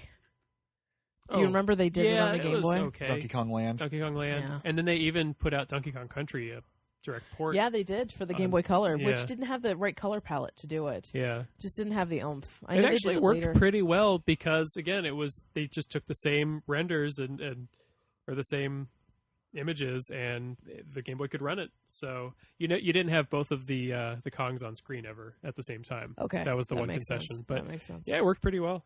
I loved the animals that you could get. You know, you get the swordfish and the rhino, the ostrich. Yeah. So cool. But it was nice and smooth and clean looking. That too. We're gonna come to an example here soon where they try to use the same technology and it was total shit. But nobody uses this method anymore. Not that they have to. It's probably too expensive. Like, they don't. No, I think it's YouTube. But no, apparently there's restrictions on what can be. Since it's a Nintendo video, we don't paying enough royalties. A Nintendo, we have an entire wall of love. Yeah. The new Donkey Kong games, Donkey Kong Country Returns, they have the exact same gameplay, but they're a little bit more soulless looking because they're just like 3D completely. So I would just say, like, if you had a top of the line computer rendering stuff, it would just look like Toy Story 3, right? Mm-hmm. I mean, what's the cutting edge of computer graphics now? We don't even know, because it's just basically used to airbrush in on regular movies, so you can't even tell what the cutting edge does anymore. It's not like it was back in the day. Mm-hmm. Sorry for any cat butt dragging noises, because the cat hopped up on my lap. Well, so now we're going to jump back a little bit, and this is a fantastic selection for this era, because this is definitely a dead game. This is Myst. Yes. The 24th of September, 1993. It was the best-selling PC game until 2002. It was a first-person game, and it was the killer app that accelerated the sales of the CD-ROM drives. Now, that and Seventh Guest. That was another game that, at the time, people were buying CD-ROMs to put in their computers so they were able to, play these games, which were just groundbreaking. Rand Miller, one of the guys that did it, said, a lot can be done with texture. Like finding an interesting texture you can map into the tapestry on a wall, spending a little extra time to actually put the bumps on the tapestry, putting screws in things. These are things you don't necessarily notice, but if they weren't there, would flag your subconscious that this is fake. We were place designers, and the maps kind of fueled the story. Much of the early development of the game was spent devising puzzles and the age, but the story was secondary. So here we go. This is a 3D. What? Yeah, there were point-and-click adventures before this, but this was the first one that was... This is not it. This isn't it. Here. This isn't... This is a redo. This is like a 3D version of it. Oh. Yeah, here, let's... That's cool, though. I kind of want to throw up because the camera angles are god-awful. A walkthrough of Myst. In this part, I show you how to solve all this puzzles. Nah, you gotta go the original Myst. Here, I'll throw one up. They keep redoing Myst. It's on Steam. There's something called Real Myst, and then they did the Myst like Ultimate Edition or something. But this was really groundbreaking at the time. It was ported over to the Saturn, the PSX, the PlayStation, the 3DO, the Jaguar CD, Amiga OS, and CDI.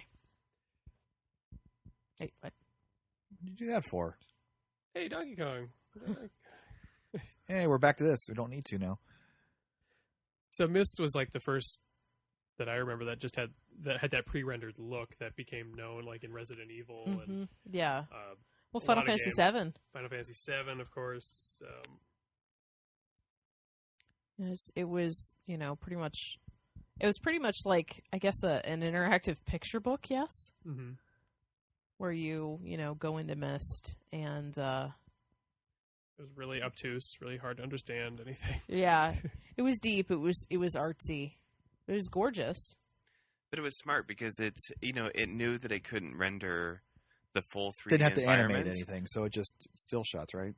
Yeah. Yeah, it's all still shots. I think this was one of the first things that used QuickTime VR, I want to say. Because you could take the like a 360 panoramic rendered image and you could like look around, but then there were set places that you could click on to get into movement, and then it would take you to a pre-rendered video like moving down that path. What was that called? QuickTime what? QuickTime VR. QuickTime VR, never mind. Okay, I was thinking of... Is that where you could like grab it with your hand? Yeah, and like slide it around and it also had filmed videos of people too in the books and stuff. So it combined that too. But at the time, I mean, it was next gen point and click, and that was totally. But I mean, they did port this to consoles too, which is they were pretty clearly inspired by Zork, I would say. And I think point and clicks are kind of making a resurgence with Telltale. Oh yeah, no, definitely. Which is good because point and clicks are freaking wonderful. Yeah, point and clicks didn't die; they were just forgotten for a while. Right. We still had like Zack and Wiki, and I mean Zack and Wiki the is so underappreciated. So I'm currently playing through the Homestar Runner games, which it was a few years ago, but that's still They're this fantastic. generation. Those games are really great. The new Sam and Maxes were Sam and Max, fantastic. yep. Walking Dead are supposed to be very good. This has been going on for a while then. Well, and I'm waiting to see that Shadowgate. They're redoing Shadowgate for iOS and stuff. The point and clicks should be on systems like that. That's just but unfortunately for Myst, they redid it, so there's real Myst now, and they've redone it so it's the environment you would expect. And there's they Sierra actually Mist. have transitions that go. They have transitions that go between each place as opposed to just bringing up another picture. But at the time, this was above and beyond gorgeous. So this game I remember on PlayStation was 1 disc, but Riven was 5 discs. Mm-hmm. Yeah, Riven was huge. Oh It's yeah, because it had all the roller coaster animations between the islands, I think, too. Well, I'm sorry. One of my favorites. Like, why are there so many discs? I got X-Files for the PC, and I think it was like 9 discs. Oh wow! Like, really? This is This why didn't cost anything, so they just went to town. Yeah. So obviously successful. It's one of the biggest PC games of all time. Yes. So Yeah. But I don't legacy-wise, kind of in a renaissance, but it's never going to be mainstream again. Well, and that's the thing. I don't know that this sort of situation would ever be recaptured the way it was at the time. It was, The fuck is this, Lost? huge. Well, that's what they had. Is like they had all these puzzles built into it, Puzzles, yeah. and so what they did was they pre-rendered everything, and then they would, if they needed to use like more animation or something, like they would have a pre-rendered background. They'd render just a smaller like part of the game itself to deliver the game portion. You were on like the abandoned island trying to solve the mystery, of what was going on there, and it's because they did that. One, it felt very isolating. But two, they didn't have to render anything else with you, so you didn't need that, like quick response for like any kind of like action game or fighting game at all. It was just this great mechanism to deliver the different puzzles. It was fun. It was really engaging. Sit down with and walk through this and beat it sometime. Probably take a couple minutes, right? Yeah. So, our next game, Tatton picked this one. Cruising USA. Oh, awkward. Another one of these. You had your trilogy. Each company had their own racing game to launch their system. So The Ultra 64. this was the arcade version here on the Ultra 64 hardware, which is supposed to like get you revved up to buy a Nintendo 64 in 2 years. Look, 100 yen for 1 credit. I remember the cool thing about this was you could drive as a school bus. But there was Ridge Racer, which is the PlayStation's game, and then Daytona was the Saturn's game. And but they're all basically the next. Oh God, a fucking Corn Pops ad. Yep. Gotta have my pops. That sounds kind of Corn Pops 90. What year did this come out? 94. Okay. So this game is really awkward because this game is one of many, and I'm not going to say one of the first, but definitely for me one of the most notable games that tried to incorporate. You had the 3D car, you had the 3D rendered road that you were on. You had that midway arcade attitude that you could definitely that feel was it. So yeah, Awkward.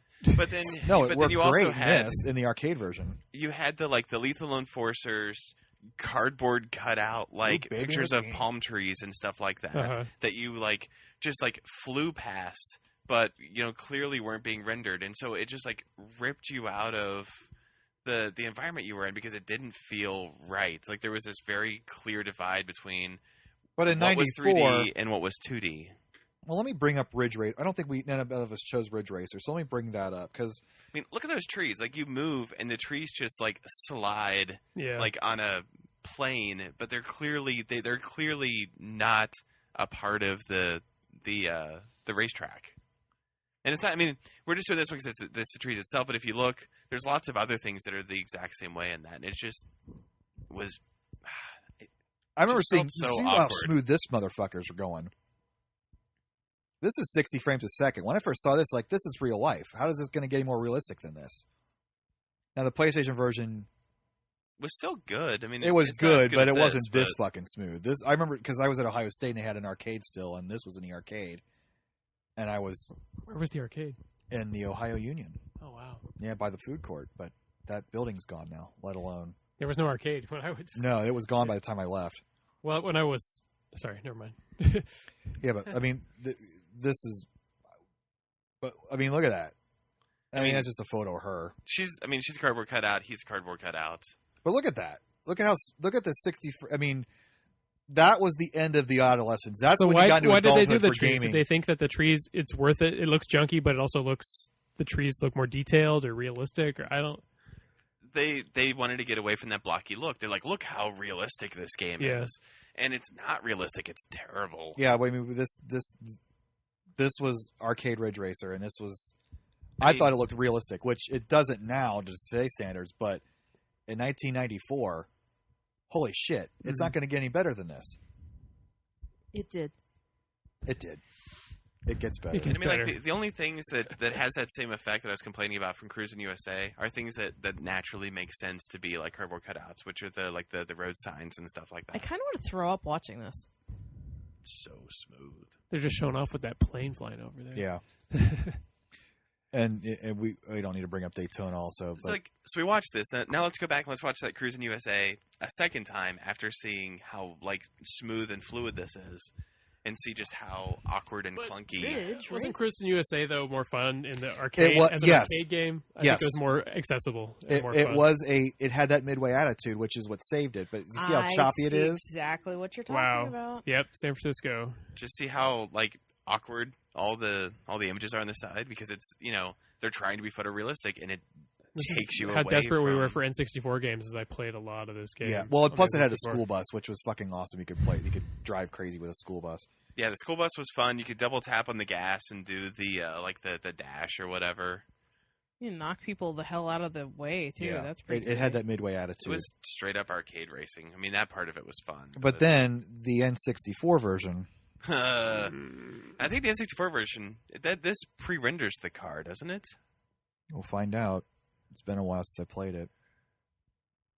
And this was kind of, if I remember correctly, people would come in and buy this all the time at my for N64. At my store. Yeah. It was one of the it wasn't a launch game, but it was pretty freaking close, right? Yeah, everybody, because there's only like 2 launch games. Look at that N64 classic fog. Yes, best fog of all time. Even in the desert. Mojave Desert, there's fog. What are you racing with? What the hell kind of car? But yeah, some sort of classic. Iowa. Okay, it's obviously from Iowa then. So I mean, is it rendering that car? Maybe it is. No, it turned. Yeah, it's got that. But look, there's that fog pop in. Mm-hmm. So a lot of your speed sensation's gone from that, and it. Wow, man. Best console of all time. Yes, this is amazing. This is amazeballs. Look at that. Wow. Like every week Real on racing. Game Collecting, someone says how they're working on their complete N64 collection. I'm halfway done. I'm like, good for you. You have to buy a lot of shitty games. Have fun with that. Well, it's the complete NES collection or the complete Genesis collection. I don't know that there's anything that's got a good. When you go for a complete collection, it's called the 32X. You really have to. No. You're saying there's no system that it's worth getting. I mean, but I think N64 has more bad games than any other. Like, as a percentage of the entire collection, it's way higher than most systems. It's maybe that not awkward CDI. adolescence of gaming where you're picking up a lot of things that were just terrible. But the thing with the 32X is it's consistent. There's no good games, so all the games are just mediocre. So they're it's all stable. Before we go off on too big of a 32X tangent here, this was interesting that Nintendo actually tried to go back to the arcade, and they kind of failed. Between this and Killer Instinct, well, they didn't go back to that strategy. Like. Midway obviously did this one, but they were using Nintendo's hardware. But did Nintendo collaborate with them on this, or was this just straight up Midway? I think it's more Midway. I think it's all Midway, to be honest. I don't know that Nintendo had much in it except providing hardware. They tried arcade strategy, and after this, that they didn't do it anymore. My watch just made noises. Huh? Whatever. My watch on the wall just made noises. Neat. So, it was a success, I guess, because they made 2 more cruising games. Yeah, they did Cruis'n World and Cruis'n Exotica. And basically all racing games have this feel or the sim feel anymore. Bring up Cruis'n World. Was that one of them? I thought was really awkward. I thought it was Cruis'n USA, and this doesn't feel as bad as I remember. You mean on the N64? Or just in general. But honestly, it kind of felt generic. Even in '96, I think it kind of felt generic. It was a one-trick pony, and that one trick was the school bus. Yeah, I mean, it was basically Outrun, but it wasn't. No, great option screens on YouTube. I love watching that. Look, more option screens. 2 minutes in, still fucking with options. God damn! Modern games, everybody. 3 minutes to get into the fucking game. Oh wow! It's 60 frames a second. Look, yeah, it's got its speed up, but it still doesn't feel like it's moving fast. It's slow and it's so N64. It's so N64. Yeah, that was not crackly voice enough. Nah, that's my awkward adolescence. Voice popping. All right. So, next game was a Saturn launch game. It was Panzer Dragoon, and that is going to be Steve. I picked this because it's very, to me, it seemed pretty early for a 3D game. And This is their real stuff. Ooh, baby, first place.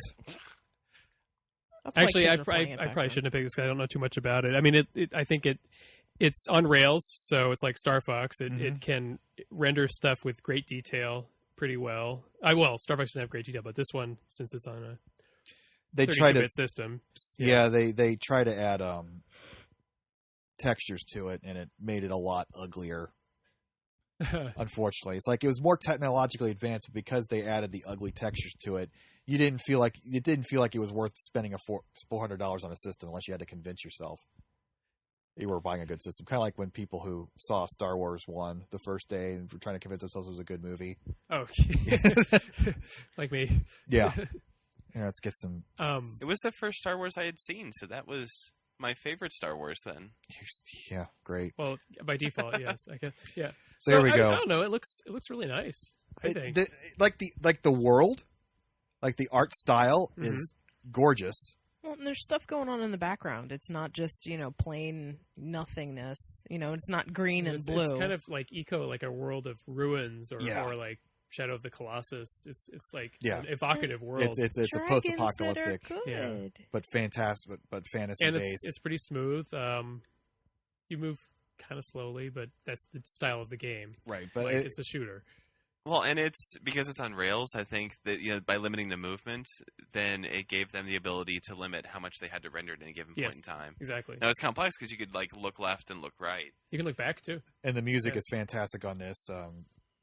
Orchestrated music for the first level. Neat. Then it went to just regular synth music for the rest of it, but it's still very great music. That's probably because the demo was the first level.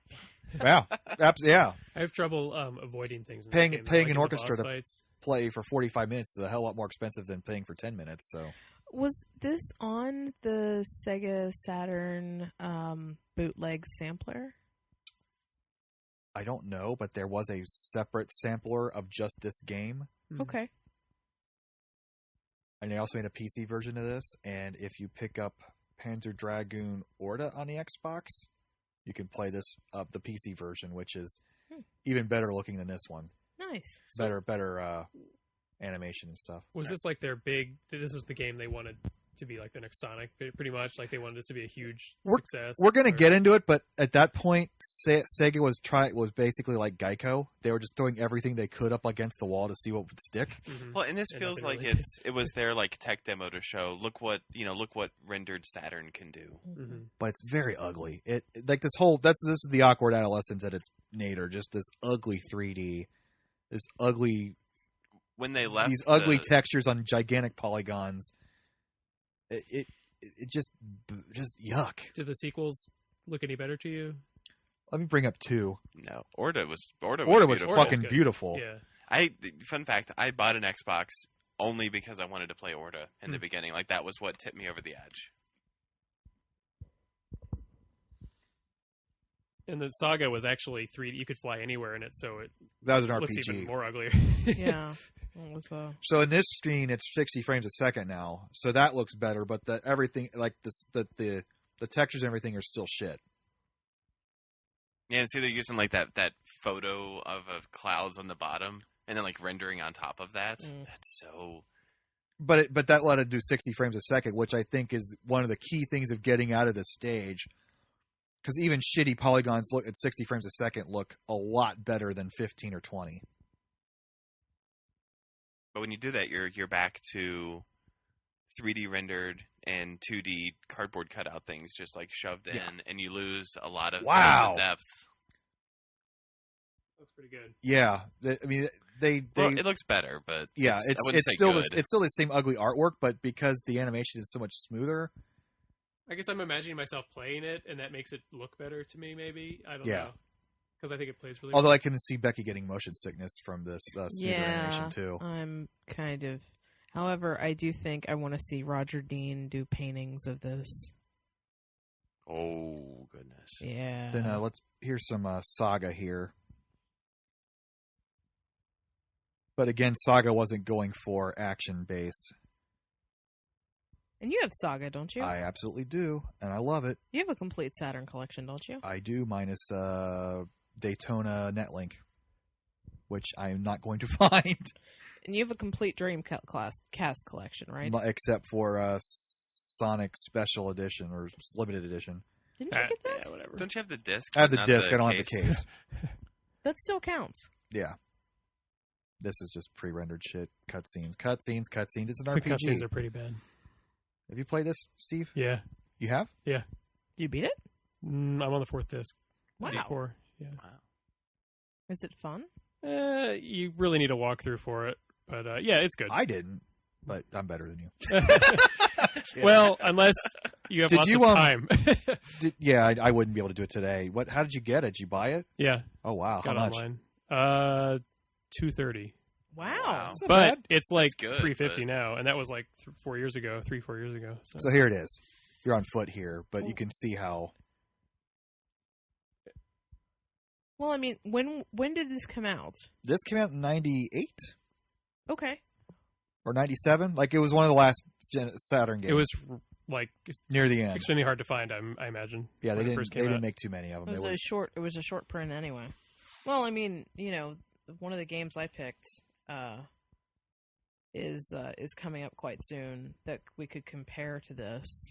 Well, I'll go to the next launch title. This is one of my picks. Clockwork Knight. Clockwork Knight was basically Sega's answer to Donkey Kong Country, using the 3D pre-rendered 3D on another computer, on a more powerful Look at this computer. guy's avatar. Oh, God. But this game is so fucking weird though. Like they like I said, Sega threw everything against the wall, and this is a little Frenchy guy named Pepper something or other. Pepper Potts. No. Pepper le Fleur. Yeah, let me look it up while you guys are watching this. But Pepper de Four Le Plant, or whatever the skier's name is. it's just so The point. like not attractive. Donkey Kong was kind of cool, but this is just weird. My best friend had traded his PlayStation for a Saturn at this point, and I remember him playing Clockwork Knights and another game we'll be talking about quite soon. But yeah, this was one I didn't really get Is into. it supposed to look like Toy Sir Story? Torngaga de Pepperchow. Pepperchow. I don't know. It's Frenchy. So, And he's got this weird mustache and just this ugly. It's a platformer. And it's supposed to Well- be like Toy Story's type charm, but like none of the toys are cool. They're all like shitty wind-up toys. Well, the thing is that like this did where Donkey Kong Country was smart and rendered everything consistently. This has like higher resolution pre-rendered backgrounds, And then and then there's the lower there's- resolution like foreground action, and it's just Then there's terrible. they also incorporate some 3D into the play field as well. Like some of the objects are 3D, like the box you just keyed your way into, and these platforms going back and forth. I played this this morning. Clockwork Knight 2 did clean up the look a bit better, but it's still the same. And it's not that great a gameplay either. I mean, if you're watching it, it's just look at it. Hitachi Saturn. Oh, hi Saturn. But you see how it's a little smoother. Mhm. and the but background is even more distracting in this one. Yeah, but I mean, they did this like almost the same year, the sequel. So it wasn't. It basically they just got the Saturn programming down a little bit better, but nothing came after Clockwork Knight 2. Then the other opposite approach Sega tried was a game called Bug. Oh, wow. Was this one of your picks too?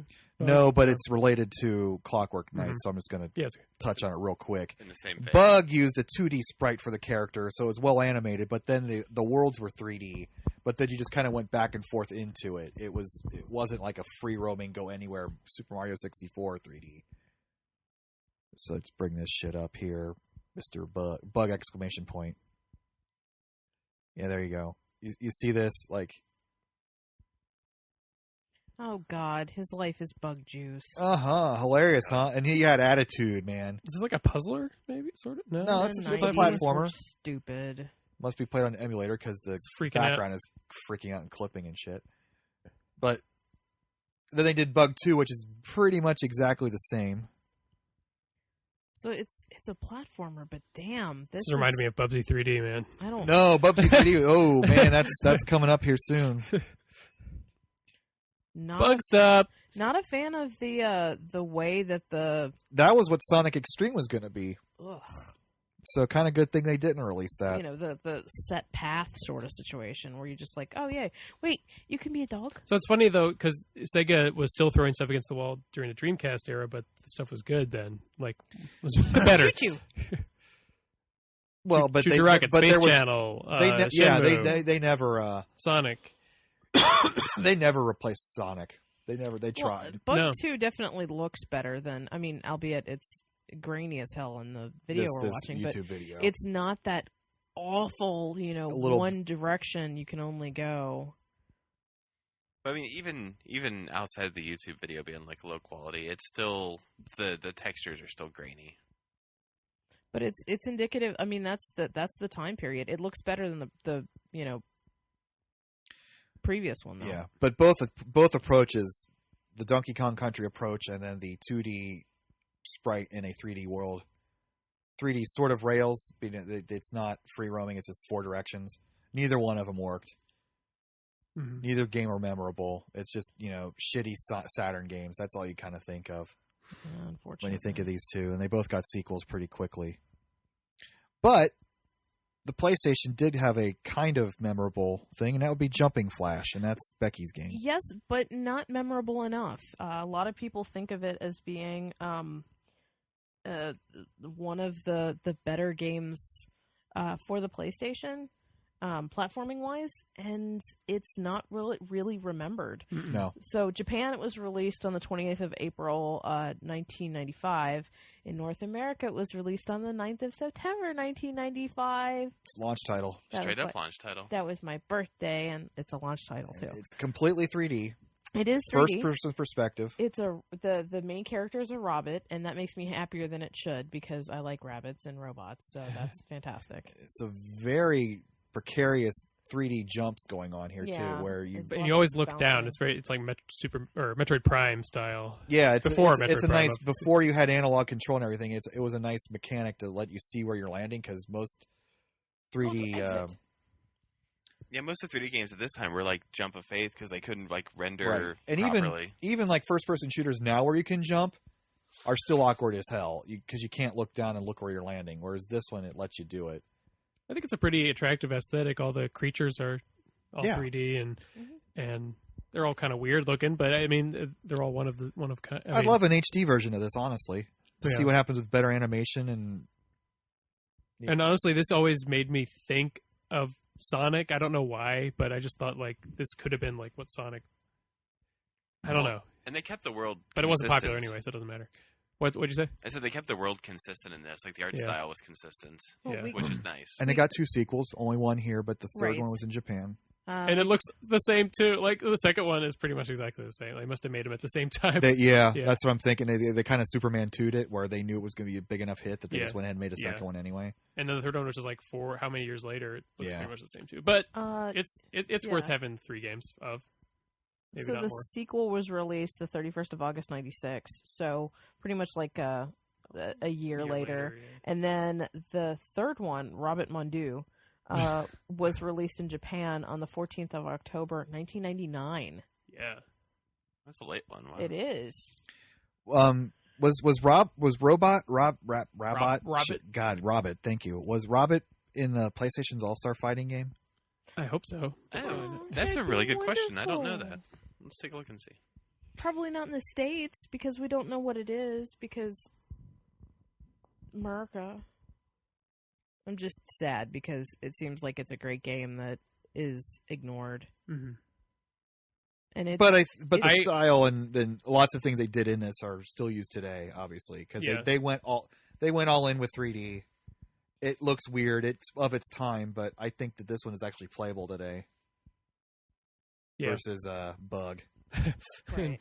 Clockwork Knight I could play more than Bug, but either this beats both of them honestly.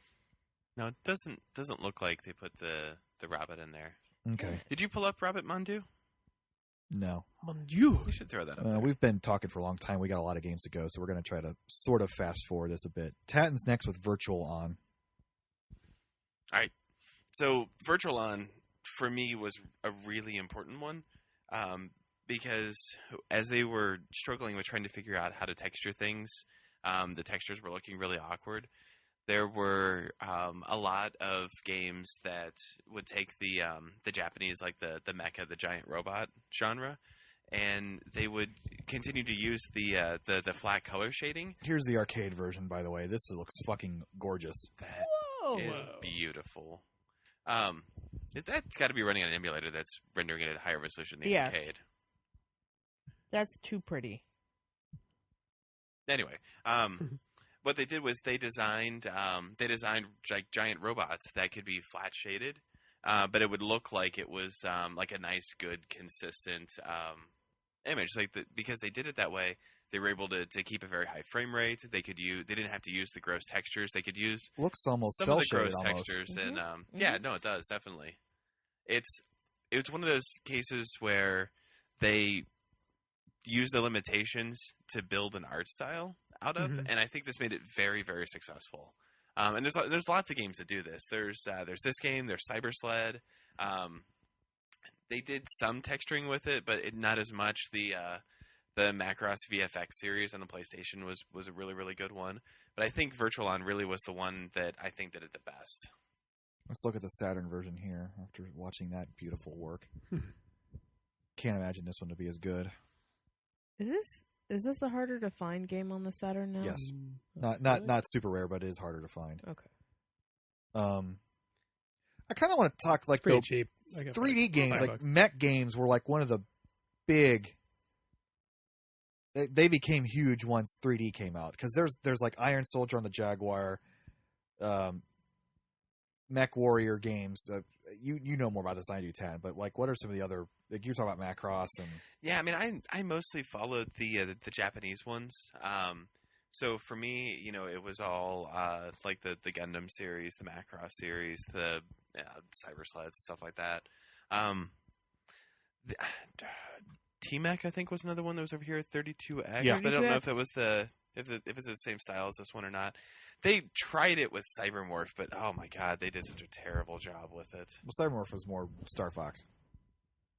Yeah, I mean, well, is that same concept? I mean, Star Fox almost even falls into like the same grouping where like they use the limitations to like create a ship that could be flat shaded, but easy to render, but would still like look good in the world that they were building. I love how it's assumed that that's what futuristic fighting is going to be, is fucking mechs. Like, it seems like the most inefficient machines ever created. Oh, Xenogears, Xenogears? the original one, had an entire 3D mech fighting game built into it as well. Really? And you have to play the game for like 20 hours to even get to it.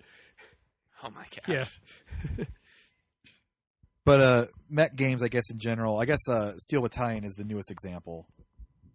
We're still making Zone of the Enders, I think. Yeah, I'd say Zone of Enders is probably a closer one. Either Zone of Enders or half of Lost Planet. Because Lost Planet really kind of felt like... But it has kind of... They aren't as popular as they were. No, not at all. I mean, this era was their heyday. They're popular in Japan, but the popularity over here has died off to be replaced with first-person shooters because everything has to be a first-person shooter. Love Buddy pillows. But at least booby mouse pads are still popular over here. So staying on the Saturn, our next title is Nights into Dreams. Oh God, I love Nights and Dreams. I think it was the 5th of July, 1996, June or July. Used the 3D controller with the analog stick. It was optional. You did not have to use it, but I love that controller so much. That might be It's my the Dreamcast controller. favorite. I know, but I love that analog stick. I just repaired one marketed yesterday. as a true 3D game, but looking at this, it's basically... I don't know how many 2D games were like this, but it does play just in 2D that just goes in and out of the screen in a single plane, though. It's like a 2.5D. Yeah. This seems because like one of the 2.5D first- is a 3D world, but you only ever go in one direction. It's the Right. control. I'm plane. sorry. The controls that they did for this were so. And the analog Fluid. control allowed you to, because you could spin around in 360 degrees. Mhm. And that's why the analog control is better than a regular 2D, like a D-pad. All right, so time-wise on this, But this was marketed as like the Saturn's killer app, and it everyone credits the N64 for being the first one with a like an analog joystick or an analog joystick on their controller. Did this actually come out before that? So 5th of July, 1996. Yes. If they came out the same day, then yes. Is that the U.S. release date or the Japanese release date? Oh. I think that's the U.S. release date. Because it's it would've- pretty freaking close. I mean, I wonder Because the N64 was like August or September, I think, 1996. because definitely the Saturn version of the analog stick feels better to me than the N64. Oh God, yes, little that stupid. dongly dude. Ugh, that's Yes, so this is strange because I just yesterday repaired mine because the trigger wasn't working. Opened it up and it's all magnets. The joystick and the two triggers are just magnets, and they don't actually touch any electronics. It's just the magnet is being registered by Oh, wow. a gizmo next to it. Interesting. Wow. Yeah, and the Dreamcast does the same thing with the triggers. That's And- awesome. And the weird thing is, this is just a racing game, honestly. There's a couple I- boss fights in it, but you don't really fight any other creatures except for the bosses. I love the. It's kind of like colors. you're I perfecting love- your run, right? Like you just, it's Yeah. kind of like musical almost. It's pretty. I love being able to do the 360 degrees. Like it was one of those games that I could pick up with my limited ability Yeah. to, game. And it sticks with the theme of Sega throwing everything against the wall to see what sticks. But this had its share of fans, but it would never became the next Mario or Sonic. It's a lot different. This really reminds me of Klonoa a lot. Hmm. Well, Klonoa was on the ground. This Like was- this platforming. But the same, only it's very 3D, but you're only moving. You're only moving left and right, Hmm Yeah, that's cool. but in and out of the background, but just on a predetermined path. So there is a Christmas version of it. So there's Christmas Nights, which was released in December of '96. The internal clock on the Sega Saturn changed the screen during the game. So through November through January, there's snow. In December, there's Christmas themes, and apparently Sonic is an unlockable playable character. So what it? How did you get that Christmas? Because it's just a cardboard sleeve. Did you have to send away for that? It was or- in a magazine, I think. Yeah, ours from Blockbuster, for like $5. They have it for 40 right now at Warp Zone. But they wow. They've had it for a while. It's It was kind of a failure, but It was it's beautiful. It was kind of seen as like one of the best Saturn games at the time, and probably still now. This was, my best friend had his Saturn, and this was the one game that I would like, hey, can I play your system? And he'd be like, sure. And I'd be like, all up ons. So our next game is Super Mario 64 on the N64. So here we go for full circle. We went to Saturn's most memorable game, and now we're going to talk about this N64 is one of their most memorable games, and this is Steve's game. So I was going to say that I was thinking that this did, it did create a genre pretty much of this 3D platforming collectathon Right. game, but what longevity does that have? It's only Mario games at this point that are these type of games. Well, I no, think. like all the Lego games are this. Oh, okay. And weren't the Crash Bandicoots? Those were fixed. Well, there were a lot more. Like, okay, so Lego games, I totally didn't think of those, but you're right. But yeah, there's like Crash, sort of Spyro, Medieval, Banjo-Kazooie, Donkey Kong 64, Jak and Daxter. Jak and Daxter is probably the best of this kind of game. Oh, Jak and Daxter is so good. Yeah, I like Banjo-Kazooie. But this was a pretty substantial hit. This was the game that everybody bought with their N64 and completely beat it, and then didn't have any other games to play for many months.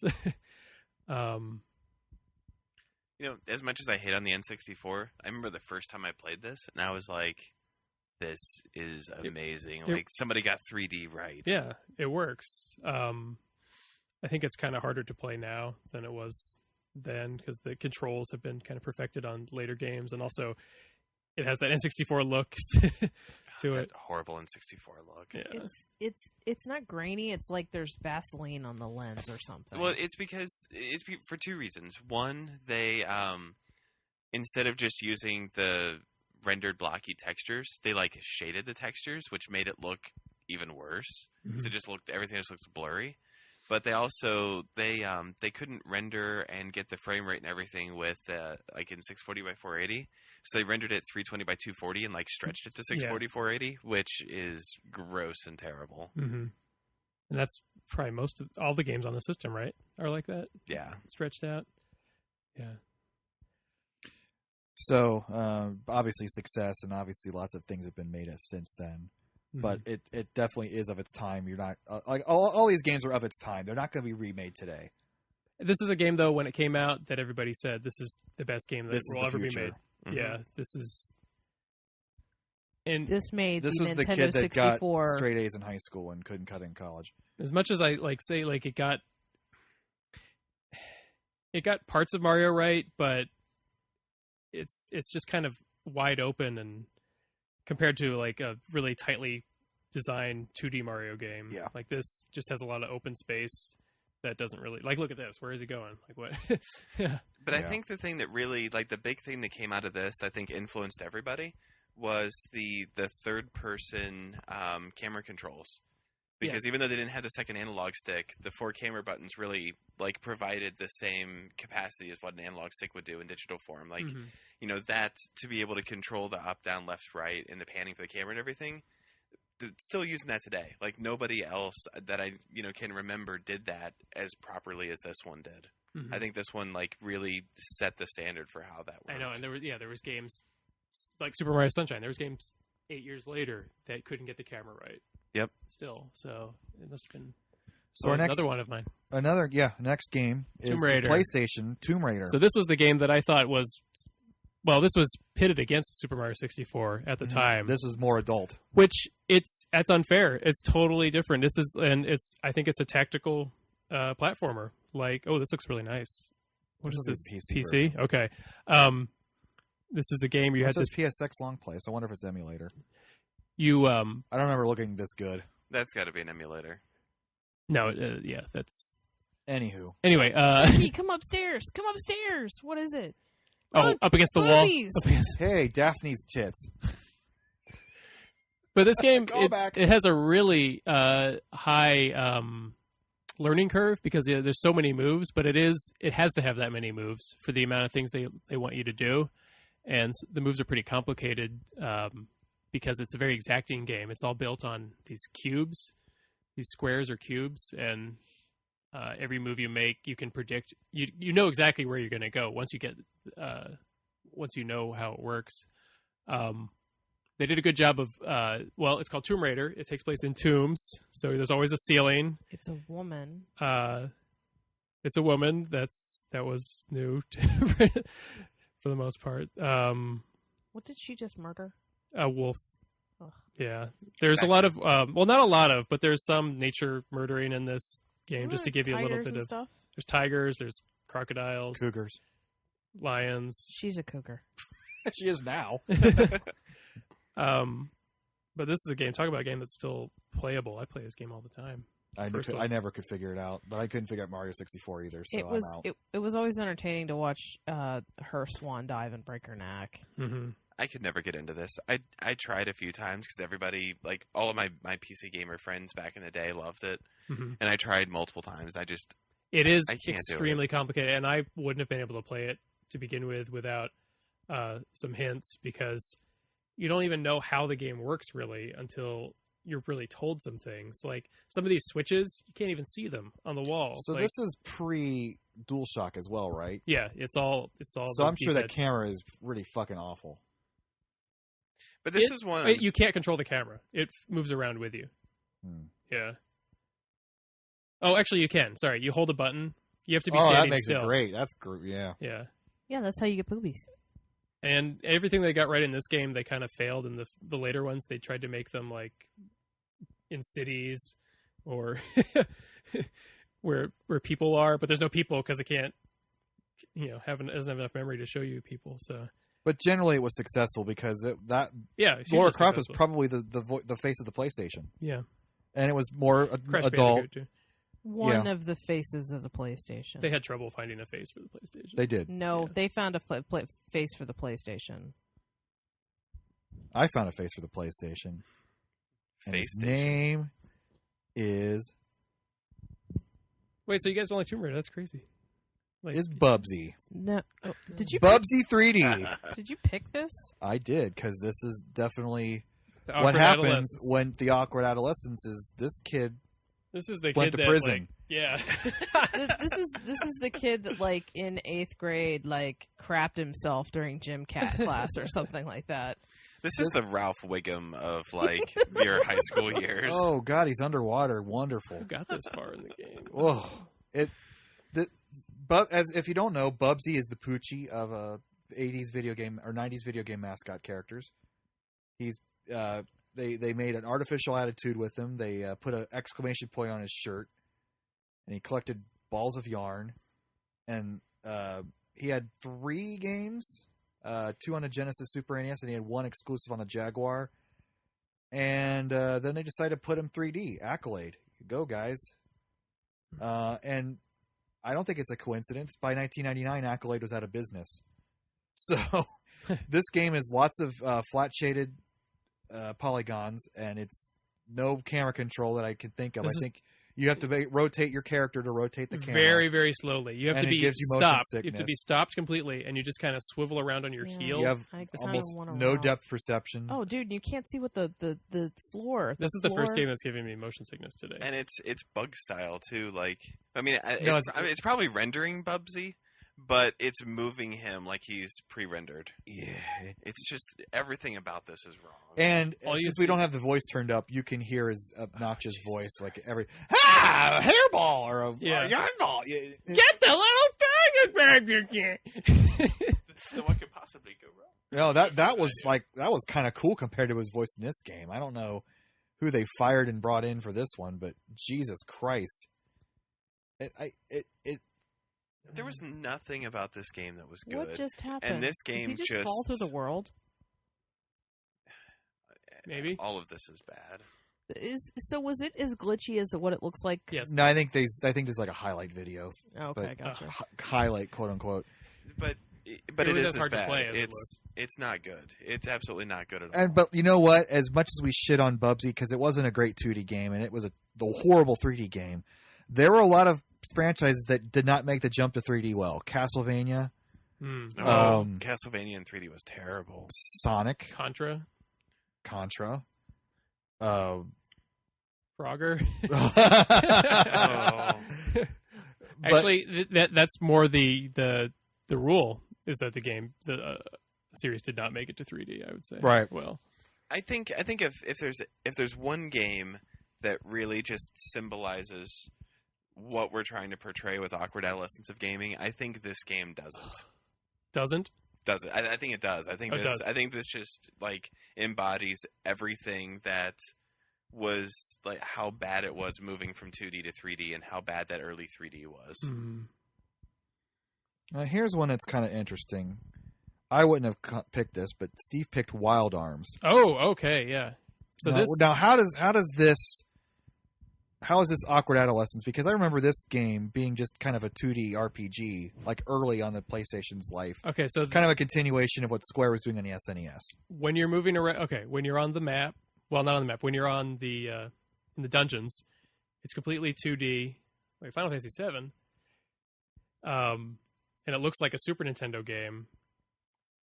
But when you fight, it's the 3D. It's before Final Fantasy VII. It's the same style as that Oh, for fuck's sake, this is terrible. of fighting.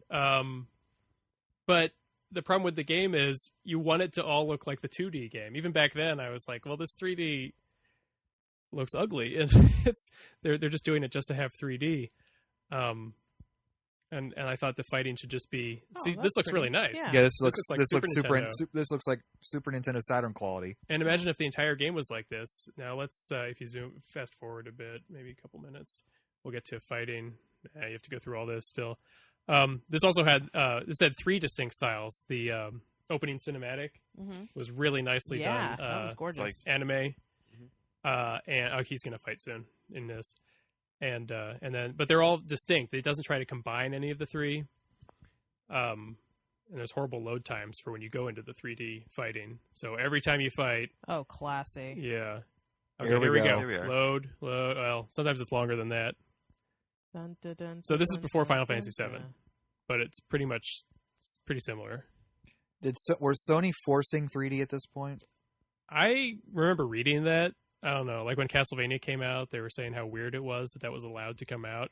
This looks very similar, like the way that the people are rendered.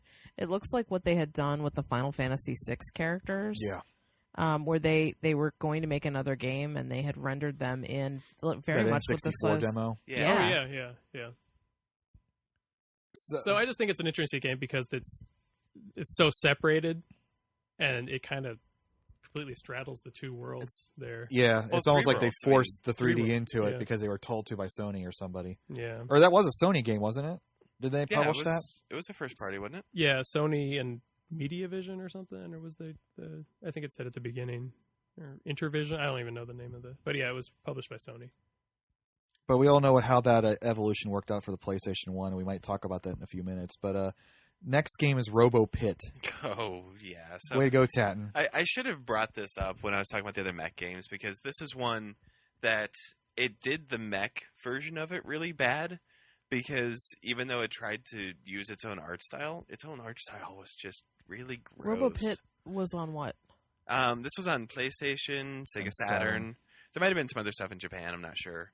But, Oh. I mean, yeah, it's So it's an arena fighting game, basically. It's Yeah, third person, I mean, it's really behind its back. it's a bad version of Virtualon. Now, the one thing that they did really well with this was, they understood that you could have different types of polygons. I don't know if you'll be able to see it in the video or not, but you can actually use, there's like a robot builder, and you get to pick your different robot components, and it like renders your robot on the fly. So What are they imagine- doing there? It's like those old like They were Robo humping. Wars. Ah!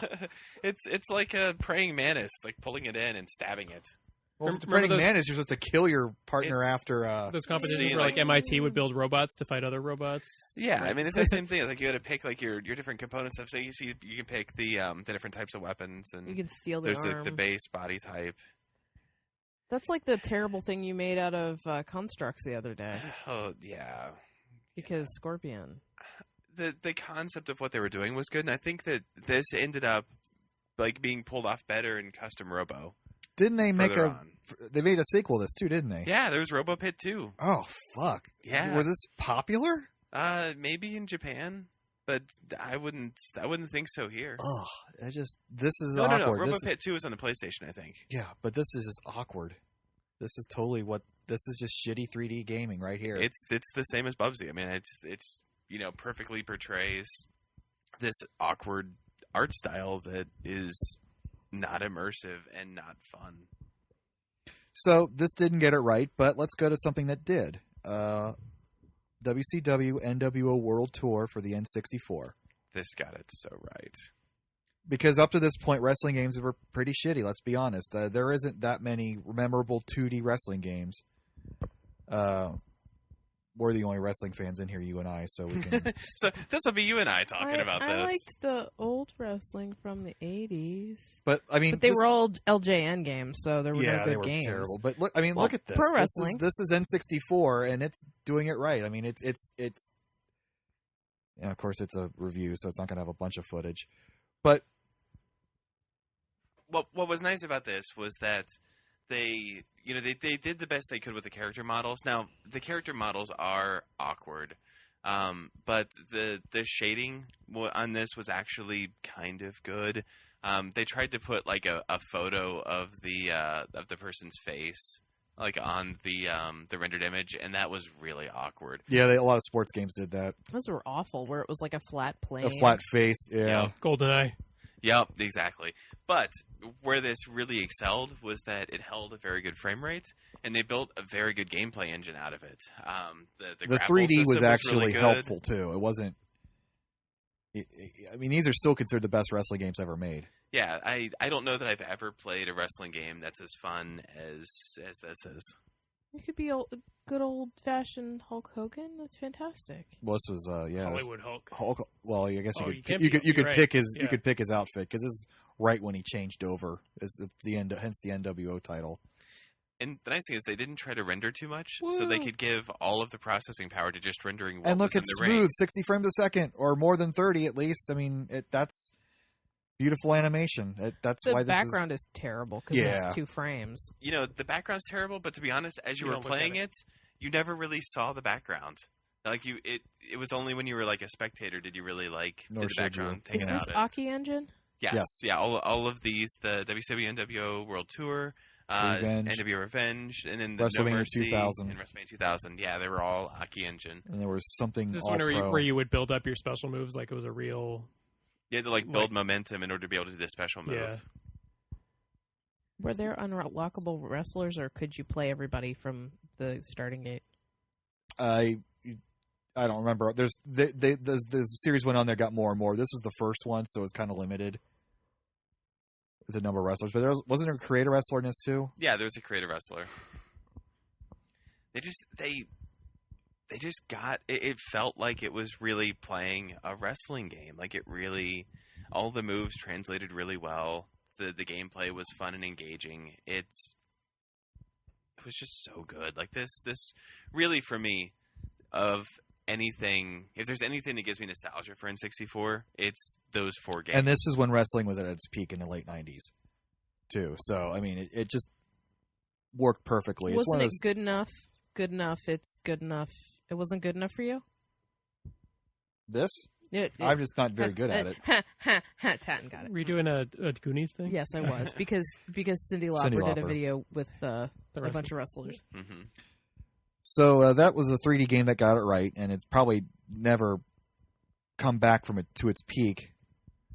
The next game, Symphony of the Night, Castlevania. This is Steve's game, but this is the complete opposite Yeah, approach. This is like the game that Yeah. we could have been playing more of these games if Sony had. Like I said, I feel like I remember reading people lamenting how there were no Sony was Yeah, burying these awesome 2D games, but this one was just too good that they had to let this one come out This game is in amazing. the US. Like I'm not good at it, but damn. but I mean, just that everything is so animated so well, and it. Wasn't it? It was all hand animated. Yeah, all hand drawn None of the sprites. stupid shit that they have now, where everything is flash animated. It just looks Mm-hmm. There are a few little touches in the game that are 3D, like 3D. that little thing with the magic spell Yeah. coming The out. sword was the sword 3D. the sword. Oh yeah. sword The sword familiar? familiar. Yes, it is. It levels up and gets Pot roast in the more wall. interesting. Gross. I don't know. It just seemed so singular at the time. I know it's kind of a copy of Super Metroid style gameplay, but it has more action. It's more based on like action than Metroid. But what is that? And role playing done that. elements. It's a speed of, run, so he knows all the tricks. Okay, say again. Oh, some role playing elements. Yeah, where yeah. you could level up, so you actually had a reason to keep playing. And tons of Easter eggs and just little funny jokes. And it's You funny were how in the successful this dungeon was. Twice. Mhm. You were going through the entire castle once, and then Upside again. down with yeah. new music and new enemies. Yeah, and How- the music. Oh god, the music. How successful this was, yet nobody really copied it. The thing is like, Mhm. I mean, even growing up, this is exactly what we wanted from Next Generation. Like leaving the Genesis and Yeah. the Super Nintendo, it's like, hey, you can give us, a Super Metroid or a Castlevania or games like this, but just more of it. because Just with you some have more horrendous voice space. acting. Oh, Yeah, so this was like, this is like the leap from NES to SNES. This is what the leap should have been, like you're saying. Well, I forgot to mention this when when we first started. We still have a few games to go, but since we're talking about the question, what did you kind of expect video games are going to be like? And the first time you played a 16-bit system in 89, 90, 91, what did you think was coming next after that? Did you think that this was as good as it's going to get? Never thought of 3D. Ever. Yeah. Back then, no. No, I was expecting more like cartoons. I was expecting more like this. I was expecting more like this. Yeah. I'm still waiting for something that delivers like the hand animation style that actually That- looks like they- it's nobody animated. hand animates anything now. Now it's all I think fucking like Flash. Boy and Right. His Blob was pretty good. Like there's some Wii games that's the only one I'm thinking of right Yeah. now that look like their hand animation, or I don't know, Kirby games. What was that Blue Blaze? Was that The Blaze Blue. Epic Blaze Yarn. Blue? Yeah. Or Ni no Kuni. Ni no Kuni. Yeah. Yeah. Where But they that's did the cell shading. Yeah, I mean it's close. It's pretty close. They but- got the cell shading looking like it's real now too, but you can still, or Dragon Quest 8. have never wanted to play a game that has looked real. I play video games to escape reality, and I don't want dark and gritty, and I don't want the world to look like shit. I want to go somewhere that's vibrant and beautiful. And you know what? If it needs to paint me a dark and dismal place, you play the music of Castle Domaican, you walk in, and you see how desolate it is. There's Like- some polygons, maybe. Yeah. But what I wanted out of games was more. Not the 3D stuff. I'm not into the 3D stuff. So here's an I interesting think thing. Klonoa was a good example too of a good Yes. evolution of game, and it looks beautiful, it plays well, it's not too complicated. Yeah. This was out of the first issue of Sega Visions in 1990. Somebody wrote in, first it was 8-bit games, and now it's 16-bit games. Shouldn't I just wait for the 32-bit game systems to show up next year? The answer was, you can wait, but they won't be here next year or the year after that either. Remember, it's not just power, it's screen resolution. Right now, home video games are up against a technological brick wall known as the family TV set. Since Genesis pushes TV capabilities to the limit, better game graphics will depend on HD TV, which is years away. Oh my gosh. 1990? 1990. Wow. They were thinking that HD TV was going to be the The next step The of gaming. catalyst. next step, but like I said, Like 3 generations. they were looking for every single like live action and 3D, and I love how this guy keeps like moonwalking a la carte It's quicker. everywhere. yeah. I mean, we could go into the rest of these, but Final Fantasy VII. We'll just briefly just talk about that one. Final That was Fantasy Becky's. VII released 7th of September 1997. 10 million copies were sold. So let's just talk about like how it's next gen. Like what was awkward about it? So more than 40 minutes of FMV. Right. The music was disc-based, so they couldn't do it on the cartridges. They really, really pushed it very hard to The sell music well. was but- still MIDI. It was, but it wasn't. Uematsu-san said that he. Oh shit! My iPad went to sleep. The soundtrack has a feel of realism, which prevented Uematsu from using exorbitant, crazy music. His words. So, okay, Final Fantasy VII, as neat as it was, and it was the introduction to RPGs for a lot of people. Going back and looking at it, there are 3 distinct, styles of gameplay that you see in it. You've got gorgeous FMVs, which are all pre-rendered, and then you've got the battles, which draw you, which are pretty, and I wish the rest of the game looked like that. And then you've got the walking around, and the walking around looked like shit. Nobody had hands. Well, Everybody was the blocking. pre-rendered backgrounds, which they backgrounds did are in good. Donkey Kong Country, were fantastic. I kind of like their bubble feet and stuff. I don't know. Well, But I mean, those models though, they were that. They were What I awkward. didn't like was it was just like Wild Arms where nothing matched. Right. That's the thing, is it wasn't consistent. Like Donkey Kong Country was consistent. Wild Arms had 3 distinct art styles. It's Final Fantasy VII had 3 distinct art styles. They had 3 distinct art styles when you were playing it. So, it was different, and it was unique at the time. It was like when I played Final Fantasy VI for the first time and I got to the opera. When they used the wah-wah voice for the opera, I laughed so long and so hard that I actually missed my first cue and had to do it again. My favorite mental exercise is to try to imagine Final Fantasy VII on the N64. Oh, God. I think if you took out the FMVs and made them real time events like in Zelda, It was It would have so to go It back would to have its worked. old, beautiful. its old art style. Well, and no, I I will think it say, could have just used the same art style all throughout. No, it's if they could pull the battle art style. I really liked the way that the characters were rendered in the battles. Right. When they did that in 8 and 9. didn't they? Vagrant Story was a good example. That's the Square game, right? Where Yeah, you're Vagrant just- Story. That And looks. The whole game what- looks like wh- the battles in Final Fantasy VII. What's really funny Yeah. is everybody hated FMVs. Sega CD was a joke. Yet here comes And that's all they advertised Here with. comes Final Fantasy VII with an FMV sequences, and every fucking game after that had to have like a pre-rendered FMV sequence that had nothing to do with the game. But I think Wildlands like, showed that before that it was still doing it. Like everybody fucking had them. But your demo discs had them, for Christ's sake. It was ridiculous. And it was such a stupid addition. But it was a different FMV. It was like it was. You didn't play it. You didn't play it. It wasn't interactive. It was just a shitty movie. The Metal Gear. But the thing is like it was sheer. It was storage hedonism. Like there was just so much space.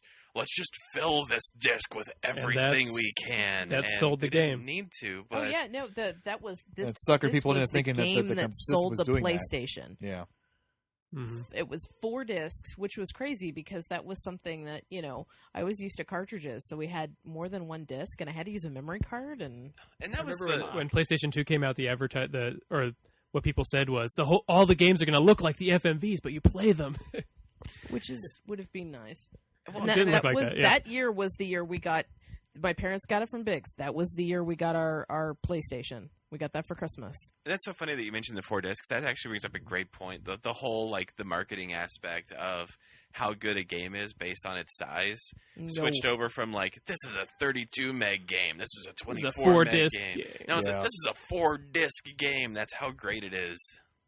Yeah, a lot of people hate on it, and I can absolutely understand why. And we're still talking about it. And even though I liked Final Fantasy VII. It made me bawl my freaking eyes out. It did a good job making me attached to the characters. It's a great game. It's just awkward. It absolutely is awkward. I don't think people can play it now. That's why everybody wants that PlayStation 3 version so bad, is because they want the story and everything, but they just want it all to be consistent. Yeah. They want what they probably envisioned the first one to be, and that's all of the cutscenes to be the whole game. Well, and honestly, I would be okay if it weren't all the cutscenes as being the game, and just the battle stuff. The battle stuff looks so good, and you had, ow, that's painful. Why aren't you using Omnislash? Or the Knights of the Round? Who the fuck cares? Well, and it was innovative because it had mini games in it, so it felt like it was a lot bigger game. That's maybe even a different fourth style, like the snowboarding. Yeah. The snowboarding and the race, racing on Fenrir. Yeah. Mm-hmm. It was a neato game, and I played the hell out of it. I can't hate on Final Fantasy VII. It's just I don't think I could go back and play it again. So the next game, we've got a few more left. Yoshi's Story for the N64. This was one of the few. This is still 3D, but it was actually went back and textured. It was a side scroller. It was essentially 2D. It goes back to the whole 2.5D concept. I wanted this to be Yoshi's Island so bad, and it wasn't. It wasn't. No Mario though. No baby. No baby Mario. That doesn't bother me. I love the gameplay too much in that game. I love this one. Wait, but does this have the annoying Yoshi voice though? Yes. He's like, yeah, and the oh. Yep. Yeah, there's lots of that. I'm glad they went back to the good Yoshi voice. But it's kind of interesting how this kind of is the style of a lot of the GBA and 3D DS and 3DS, like the Mario vs. Donkey Kong series, and they figured that they figured out that you didn't have to make everything 3D, that you could put 3D graphics into essentially a 2D game, and Nintendo's been using that ever since. So you got to say that's a model for that. Mm-hmm. I should play this again. I only played it when it first came out, and I was so disappointed. This is definitely successful, even if the game itself isn't probably one of Nintendo's classics. No, I enjoyed it. Mm-hmm. I liked it, and I liked the textures that it pulled off, because mm-hmm. it didn't feel like it was quite as awkward as a lot of the other things. It didn't. It felt like it was all the same. Well, Paper Mario was actually really good. Mm-hmm. Well, it's the same style. It's just they did the texturing right. They did the texturing, and that's the thing with these games. It really doesn't look like an N64 game. Like that N64 has that look. Almost all the games. These don't. They try to make it unique. Okay, so I have a question. Which rips you out of a game more, flash animation or like stereotypical N64 texturing. Like if you had to pick between the two, which would you rather have? Like, both for the same reason, because they're just both so blah. They're so everything's done before. I mean, but it's because it's the same reason. I understand why you're asking me that, but that's why. It's more like what's the visual preference for it? Like, would you prefer like the crisp and clean? I prefer the flash animation over N64 graphics. I'm in the same boat as that. That's Flash the like Vaseline. you're talking about like Flash games, like online. Yeah, but you know that animation where like it's perfectly like Castle 60 Crashers. 60 frames a second. Mm-hmm. Yeah. Perfectly animated. It's nobody ever be able to do it that well by hand, but then it has a cheap look to it still. Because the way that they do the movement just feels very constricting. But it's not that Vaseline haze over the Exactly. the lens, because it's they're hiding yeah. hiding their jaggies. Mm. So the next game on the list, this is Steve's last game, is Mystical Ninja starring Goemon for the N64. I wanted this one. I actually thought it came out earlier. To me, this was like I was anticipating Zelda a lot, and this kind of scratched that itch a little bit, because it's like a free roaming adventure game, but it also has kind of the arcadey, well, not on this screen, but like you fight enemies like in your other Mystical Ninja games and get coins and buy things, and It looks like a typical N64 Yeah, 3Dization it looks like of a a 2D game to me. yeah. In all fairness, this was probably an earlier game in Japan. Okay, yeah. It just took a while to come out stateside. It was good for me to rent once, and it's probably not a very good game, but This it did was have one of your last picks too, so maybe you're running out of. It did kind of have an open. This That guy's was my first catching pick. fish.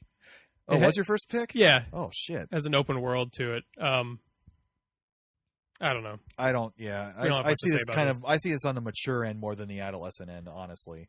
Mm-hmm. But it's still awkward. It's ugly. But since it's a still- cartoon, it still kind of fits. I think it's the anything on the N64 is awkward to me. It's Yeah, awkward. you got a Yeah, point. it's That's why. clunky and You know, like blocky and now that you say that, I think that's the perfect explanation for the N64. It's the Vaseline on the lens. It's like a Holga, like the plastic lens rather than a glass lens. yeah. Mhm. So we can move on past this one. This is an interesting pick from Becky. The Sims. The 4th of February 2000. So what makes the Sims like awkward though? That's the real weird it was question. the way. Okay, so the Sims are rendered. The Sims characters are rendered in 3D, but the house and the objects inside are pre-rendered. So when you look at the Sims themselves, they're all 3D, but they're very blocky. Like the hands are very, cut and blocky, and But I don't see adolescent gaming here. I see this as like an early mature game, honestly. Like mature as in grown up. Like this is what we do today. Like the Sims 4 is not much different than the Sims this could be 1. like freshman year of high school. Like freshman year of college, I'm thinking. No way, really? Yeah. This is 2000. This is the Dreamcast is already out, and this is on PCs, which are light years ahead of even the Dreamcast and the PS2. And I mean, I don't see how the Sims 4 like looks that much better than it. I mean, it looks I will it's better say, resolution and stuff, but yeah, the newer Sims games don't do a whole lot more than. I mean, they just render the Sims prettier. We need to see. Is there any somewhere in this video, one of these other videos that has? I'm looking for the actual people instead of just building a fucking house. Exactly. Boring. Oh my That's the god, thing, I it's loved the- building the houses. It goes back to that whole the art style not being consistent. It's not. Oh, here's some trees. you Yep. can See, tell. gross, ugly trees. There it is. Oh, why is it always trees? Trees are always terrible. It's because they can't render. Mario you know, 64 trees are good because they're like big, like lollipop trees. Yeah. Like, Exactly. these big bubbles. Because like with those trees, like if you pan the camera around, it's like they just like move the flat image with it. Do Yeah, you build there's your own your- house to this degree in the newer games, or isn't it more just like you get pre-bought stuff and you get a lot of stuff from the expansion packs? And People still build. Yeah, I That's mean, the you whole can fun of still, In the is first the one, could you building. choose not to build though? Or You, had you could get the pre-made house and go in, and it looks I would like not a know how to build trailer. a house. Like Oh, I would just build God. my own house. I learned how to do it, and I had so much fun. Like that was one of my favorite things. Like if you don't put a bathroom in, does it tell you you have to? No, you don't. You can do pretty much whatever you want. Yeah, gosh. they complain about needing to go to the toilet, and it's like whatever. Like, you know, like what I did was, I'm like, I don't know how to build a house. I'm like, oh, well, I know my house. I'll just build my house. You know, Yep. like duplicate my walls, whatever. Mm-hmm. I enjoyed it. There we go. I enjoyed a lot of. I had a bunch of the expansion packs. I had a bunch of the character Is that a mods, crane machine? and I had Aerith, and she caught fire, and she was the first one to die, which was depressing. Yeah, and then You can see how like we have this Drew Carey showed up at some point. this locked perspective where the walls and stuff keep disappearing. So there's just like just stuff floating in midair. So whatever. how is this awkward? it's trying to be the more later in the later ones, it is all consistent. It's not taking the the variations on the sim characters and the way they look, and then the houses and the pre-rendered like pictures and everything like that. Everything comes together and is all the same style, so they're able to pull it off a bit better. Well, and this is awkward too because they also, and this is the first one we've actually had where I think this qualifies. They're trying to do more with like the artificial intelligence and the characters than really what the processor can handle. And so the logic is just flawed in many cases. Like you see people like walking in circles in the street for no reason because they don't know what to do because their car pulled away like before they got like 2 steps away from it to get to the door, and it just like broke their whole existence. I still think that makes it a college freshman, which is it's very, very ambitious, but it's a PC game and it looks great. It does, but it's not. There's a lot of customization which you never could do before, and they did an awful lot right, and it's like one of the most popular series of all time. And maybe somebody big into Sims 4 isn't going to go back to 1 and play it again, but I enjoyed. That's my vote. But I'm sure. But everybody else on when we did the conversation said that it should be in. But I enjoyed playing it again just so I could give people psycho coffee. did you ever lock people in the basement and kill them? Nope. Okay. I refused to do any of the. I spent more time building houses. I always get these games taken away from me because You're mean. I always do the worst things ever. Yep. I'm like, oh, I can make any decision I want? Oh, I'm going to make terrible You decisions. play Roller Coaster Tycoon. You just kill hundreds of people at a time. Just don't finish it and then sell a bunch of tickets for it. Like, this is the best thing ever. Advertise it heavily and then Make it shoot off into the line of people waiting for it. no, because they were going to give me money. It had to shoot away from the line, so people would still pay me to get on it. Okay, so Kirby 64, The Crystal Shards, released the 26th of June 2000. Not directed by Masahiro Sakurai, the guy who had created Kirby and directed all the other games. So it definitely wasn't. I've never played this one, so I'm. It's not. It looks the like same. it looks like a 2.5D Crash Bandicoot / It's not the same as the other Kirby games, and they never really replicated this. Because they went ahead and they did the newer ones. Kirby tends to be 2D, and Kirby does best in 2D. So when they did this, it was ambitious, but it just Doesn't have the Vaseline. It doesn't. It looks like really somebody good emulated this. There's no way this is this pretty. And there's totally Vaseline on that one.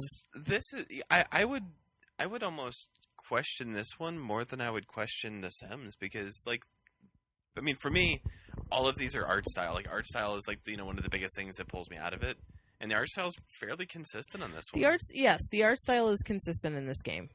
I don't feel like it's too much different when you look at the cutscenes. It looks like it fits in its world, but it's not the same as the other Kirby games. If you compare it, to my encyclopedic knowledge of Kirby. Well, and you know what? Honestly, I think that's really fair because we talked about this with we touched on it with Bubsy. A lot of the developers didn't know what to do with their 2D games when they went to 3D. I mean, that's, Sonic struggled with that. What is Sonic in 3D?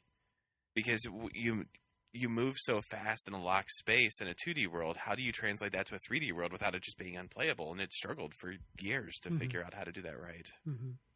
Well, in this, they never went back to this style again. That was the big thing about Kirby 64. for the other games, they would, they would go, like, they tried other sequels and things like that. And with this, when you see Kirby, with the exception maybe of Smash Brothers, he's like this in Smash Brothers. What about, like, Return to Dreamland? Would you put that in the same boat as this? Or is I don't know that I would even put that in the same boat as this. It's still the 2.5D, but I don't... I mean, it's an N64 game, like we already said, that every single N64 game is awkward looking. Just like every single 3D PlayStation game is awkward looking to a degree, but this doesn't seem like it's really good or really poor. It's like, it's okay. It's Kirby. It's a good Kirby game. It's not great. It's not the best one. But they could have made it way worse. True. Well, and it's one of the, I guess, better games on the N64, I suppose. It was neat that you could combine the abilities. You could actually go ahead and take, like, fire and sword and make a fire sword. Or you could take, like, ground and, cutter and make a stone cutter. I kind of wish Mario was like this on the N64, honestly. You can see the limitations, though, because if they had both. They're not changing Kirby's costume. Is that consistent, or changing his costume? Like, usually... yeah, no, you do change his costume in the other games. I mean, but on this one though, they don't. So you can see the limitations of what they could do with the character model. They just abandoned. Now you're just making me want a Mario. You're just making me want a Mario game. Yeah, that looks like this. Exactly. This is pretty impressive, honestly. I should get this. I wonder what they could have done with if they tried to pull off New Super Mario Brothers on the N64. It would have been awesome. Yeah. Well, it is the greatest console of all time. Oh, God. All right, so yeah, they did render him. That was the last game on our list. There was a couple others that we mentioned earlier that we wanted to bring up. Let's talk about FX Fighter. No, Rise of the Robots. Oh, yeah. Because that was the one that Floor brought up, and that game was That was so the one where they wanted to make... I mean, I think it must have come out after Donkey Kong or around the same time. It was the same style of these pre-rendered models. Watch some 3DO. Or Descent? Do the 3DO. Have you guys played this? Yeah. No, I need to get it. Played it back in the day. Well, not the 3DO. They tried to put this on everything, and it's so bad. It's all design. There's no gameplay at all. It's just all they did was like sit around and design these creatures and how they thought they would look cool, and then they're like, oh wait, maybe we should have them fight a little bit. Like it's well, it's like I mean, there's games that do this today where I think that they develop the game so it looks good in a screenshot, or it looks good in a YouTube video to sell it, and then you get it and it plays like crap. It seems like this was meant to be marketed so that hopefully people would buy it before they played it. Mm-hmm. Well, I heard what's that one on PlayStation 4? Like, is it Rise, Son of Rome? Is that a new one? Or is it? Yeah, there's one that it looks really Xbox nice, and then people One? play it and they're like, or an Xbox, yeah. It's like, yeah, there's like 10 minutes of gameplay and you just repeat the same thing over and over. Oh. But it looked really nice, like 6 months ago, yeah. So we're still watching an opening screen? I guess. Pre-rendered gross. When we get to the fighting, loading. You'll see this. Oh, God. Watching the loading screen. Come on. Oh, yeah, look at that. Yeah, then they spent $1 million with this screen, like of the guys. Fucking 3DO. But it's not 3DO. It's Deltoid. everything. They all look this game was consistent on pretty much I played this one on everything it was Super released for. Nintendo. My friend rented it, and we were playing. Oh, look at that. Gyrating crotch. Cyborg. Wait, is this a fighting game? Yeah. Yes. Oh, Bad God. one. FMV storyline. Let's go back and actually look at the fighting part again. He's going to just do the same punches over and over and over. Oh, wow. Well, I mean, the animation is extremely smooth, and it's got that Donkey Kong Country style, I guess. Mm-hmm.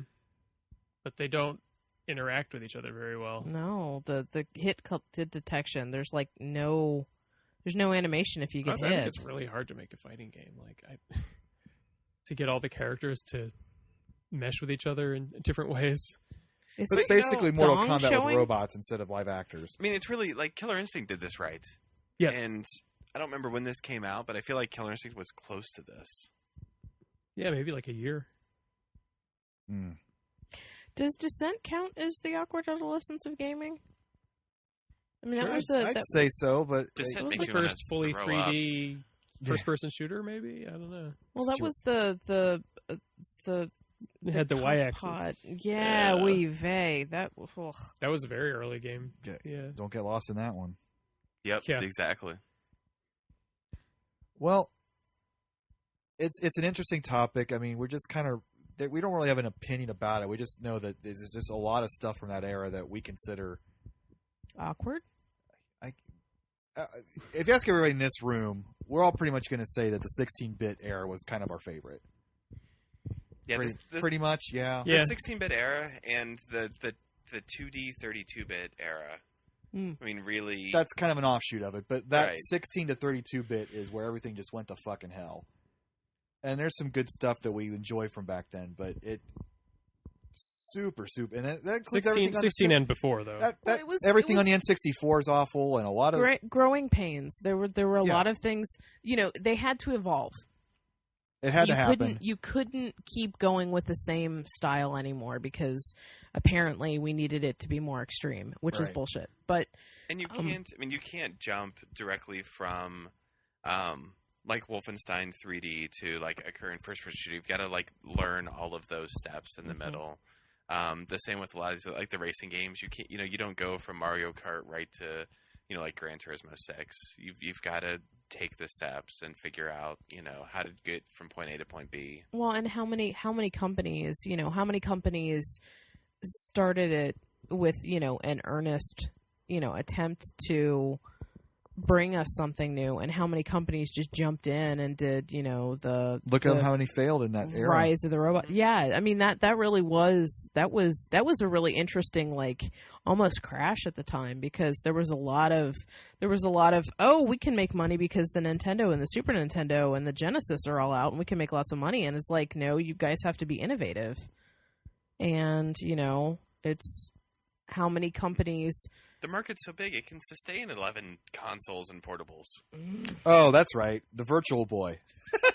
Oh yeah, that is totally that is Ralph Wiggum. That is the awkward adolescence. That is the console that shows it the most, because it wasn't playable back then.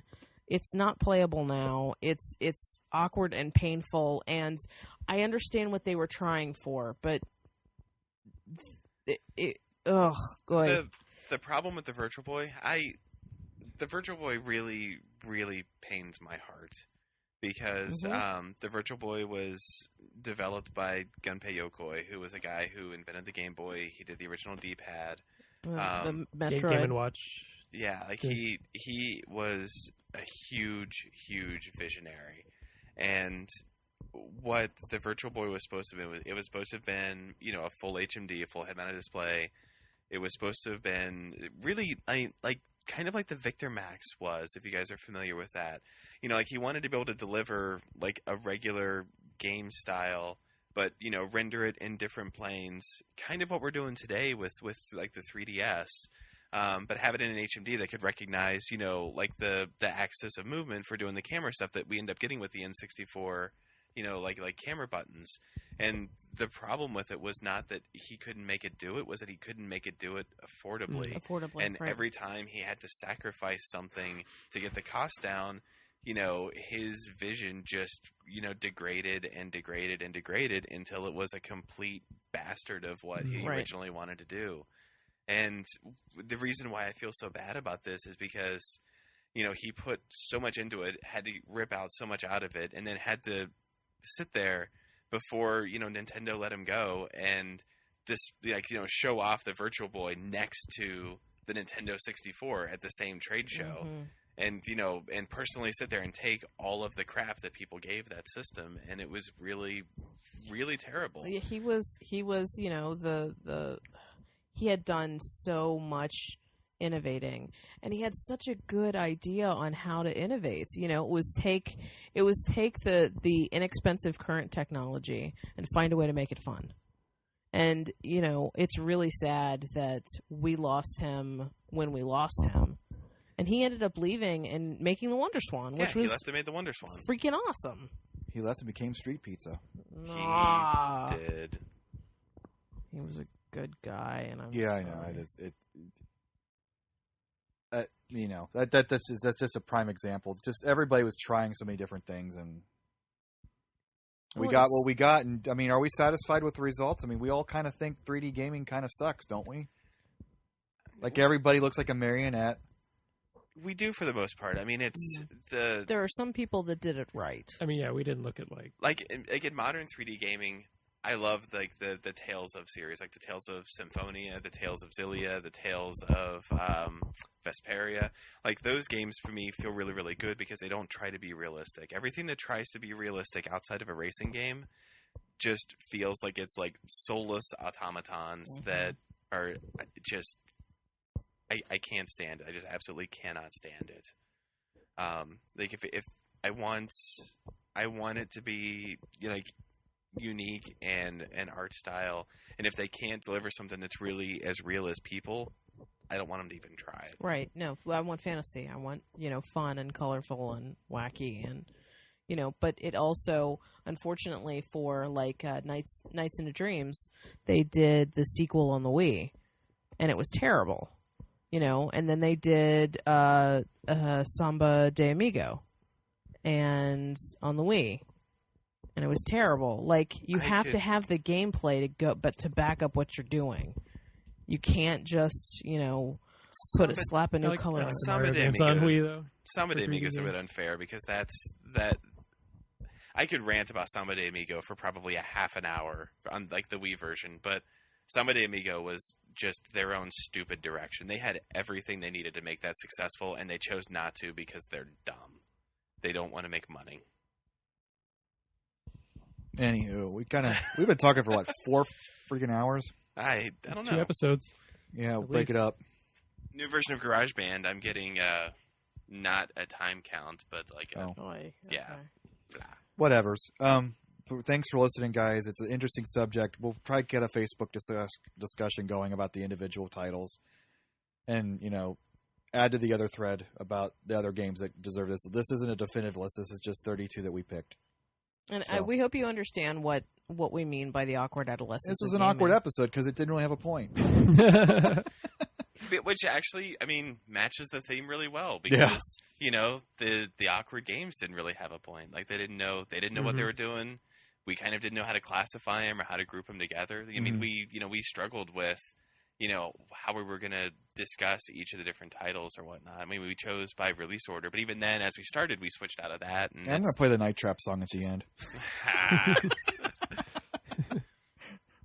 Everything is awesome. Is that it? No. Everything. No, that was good. That was awesome. That thing is awesome. All right, guys. Thanks for listening.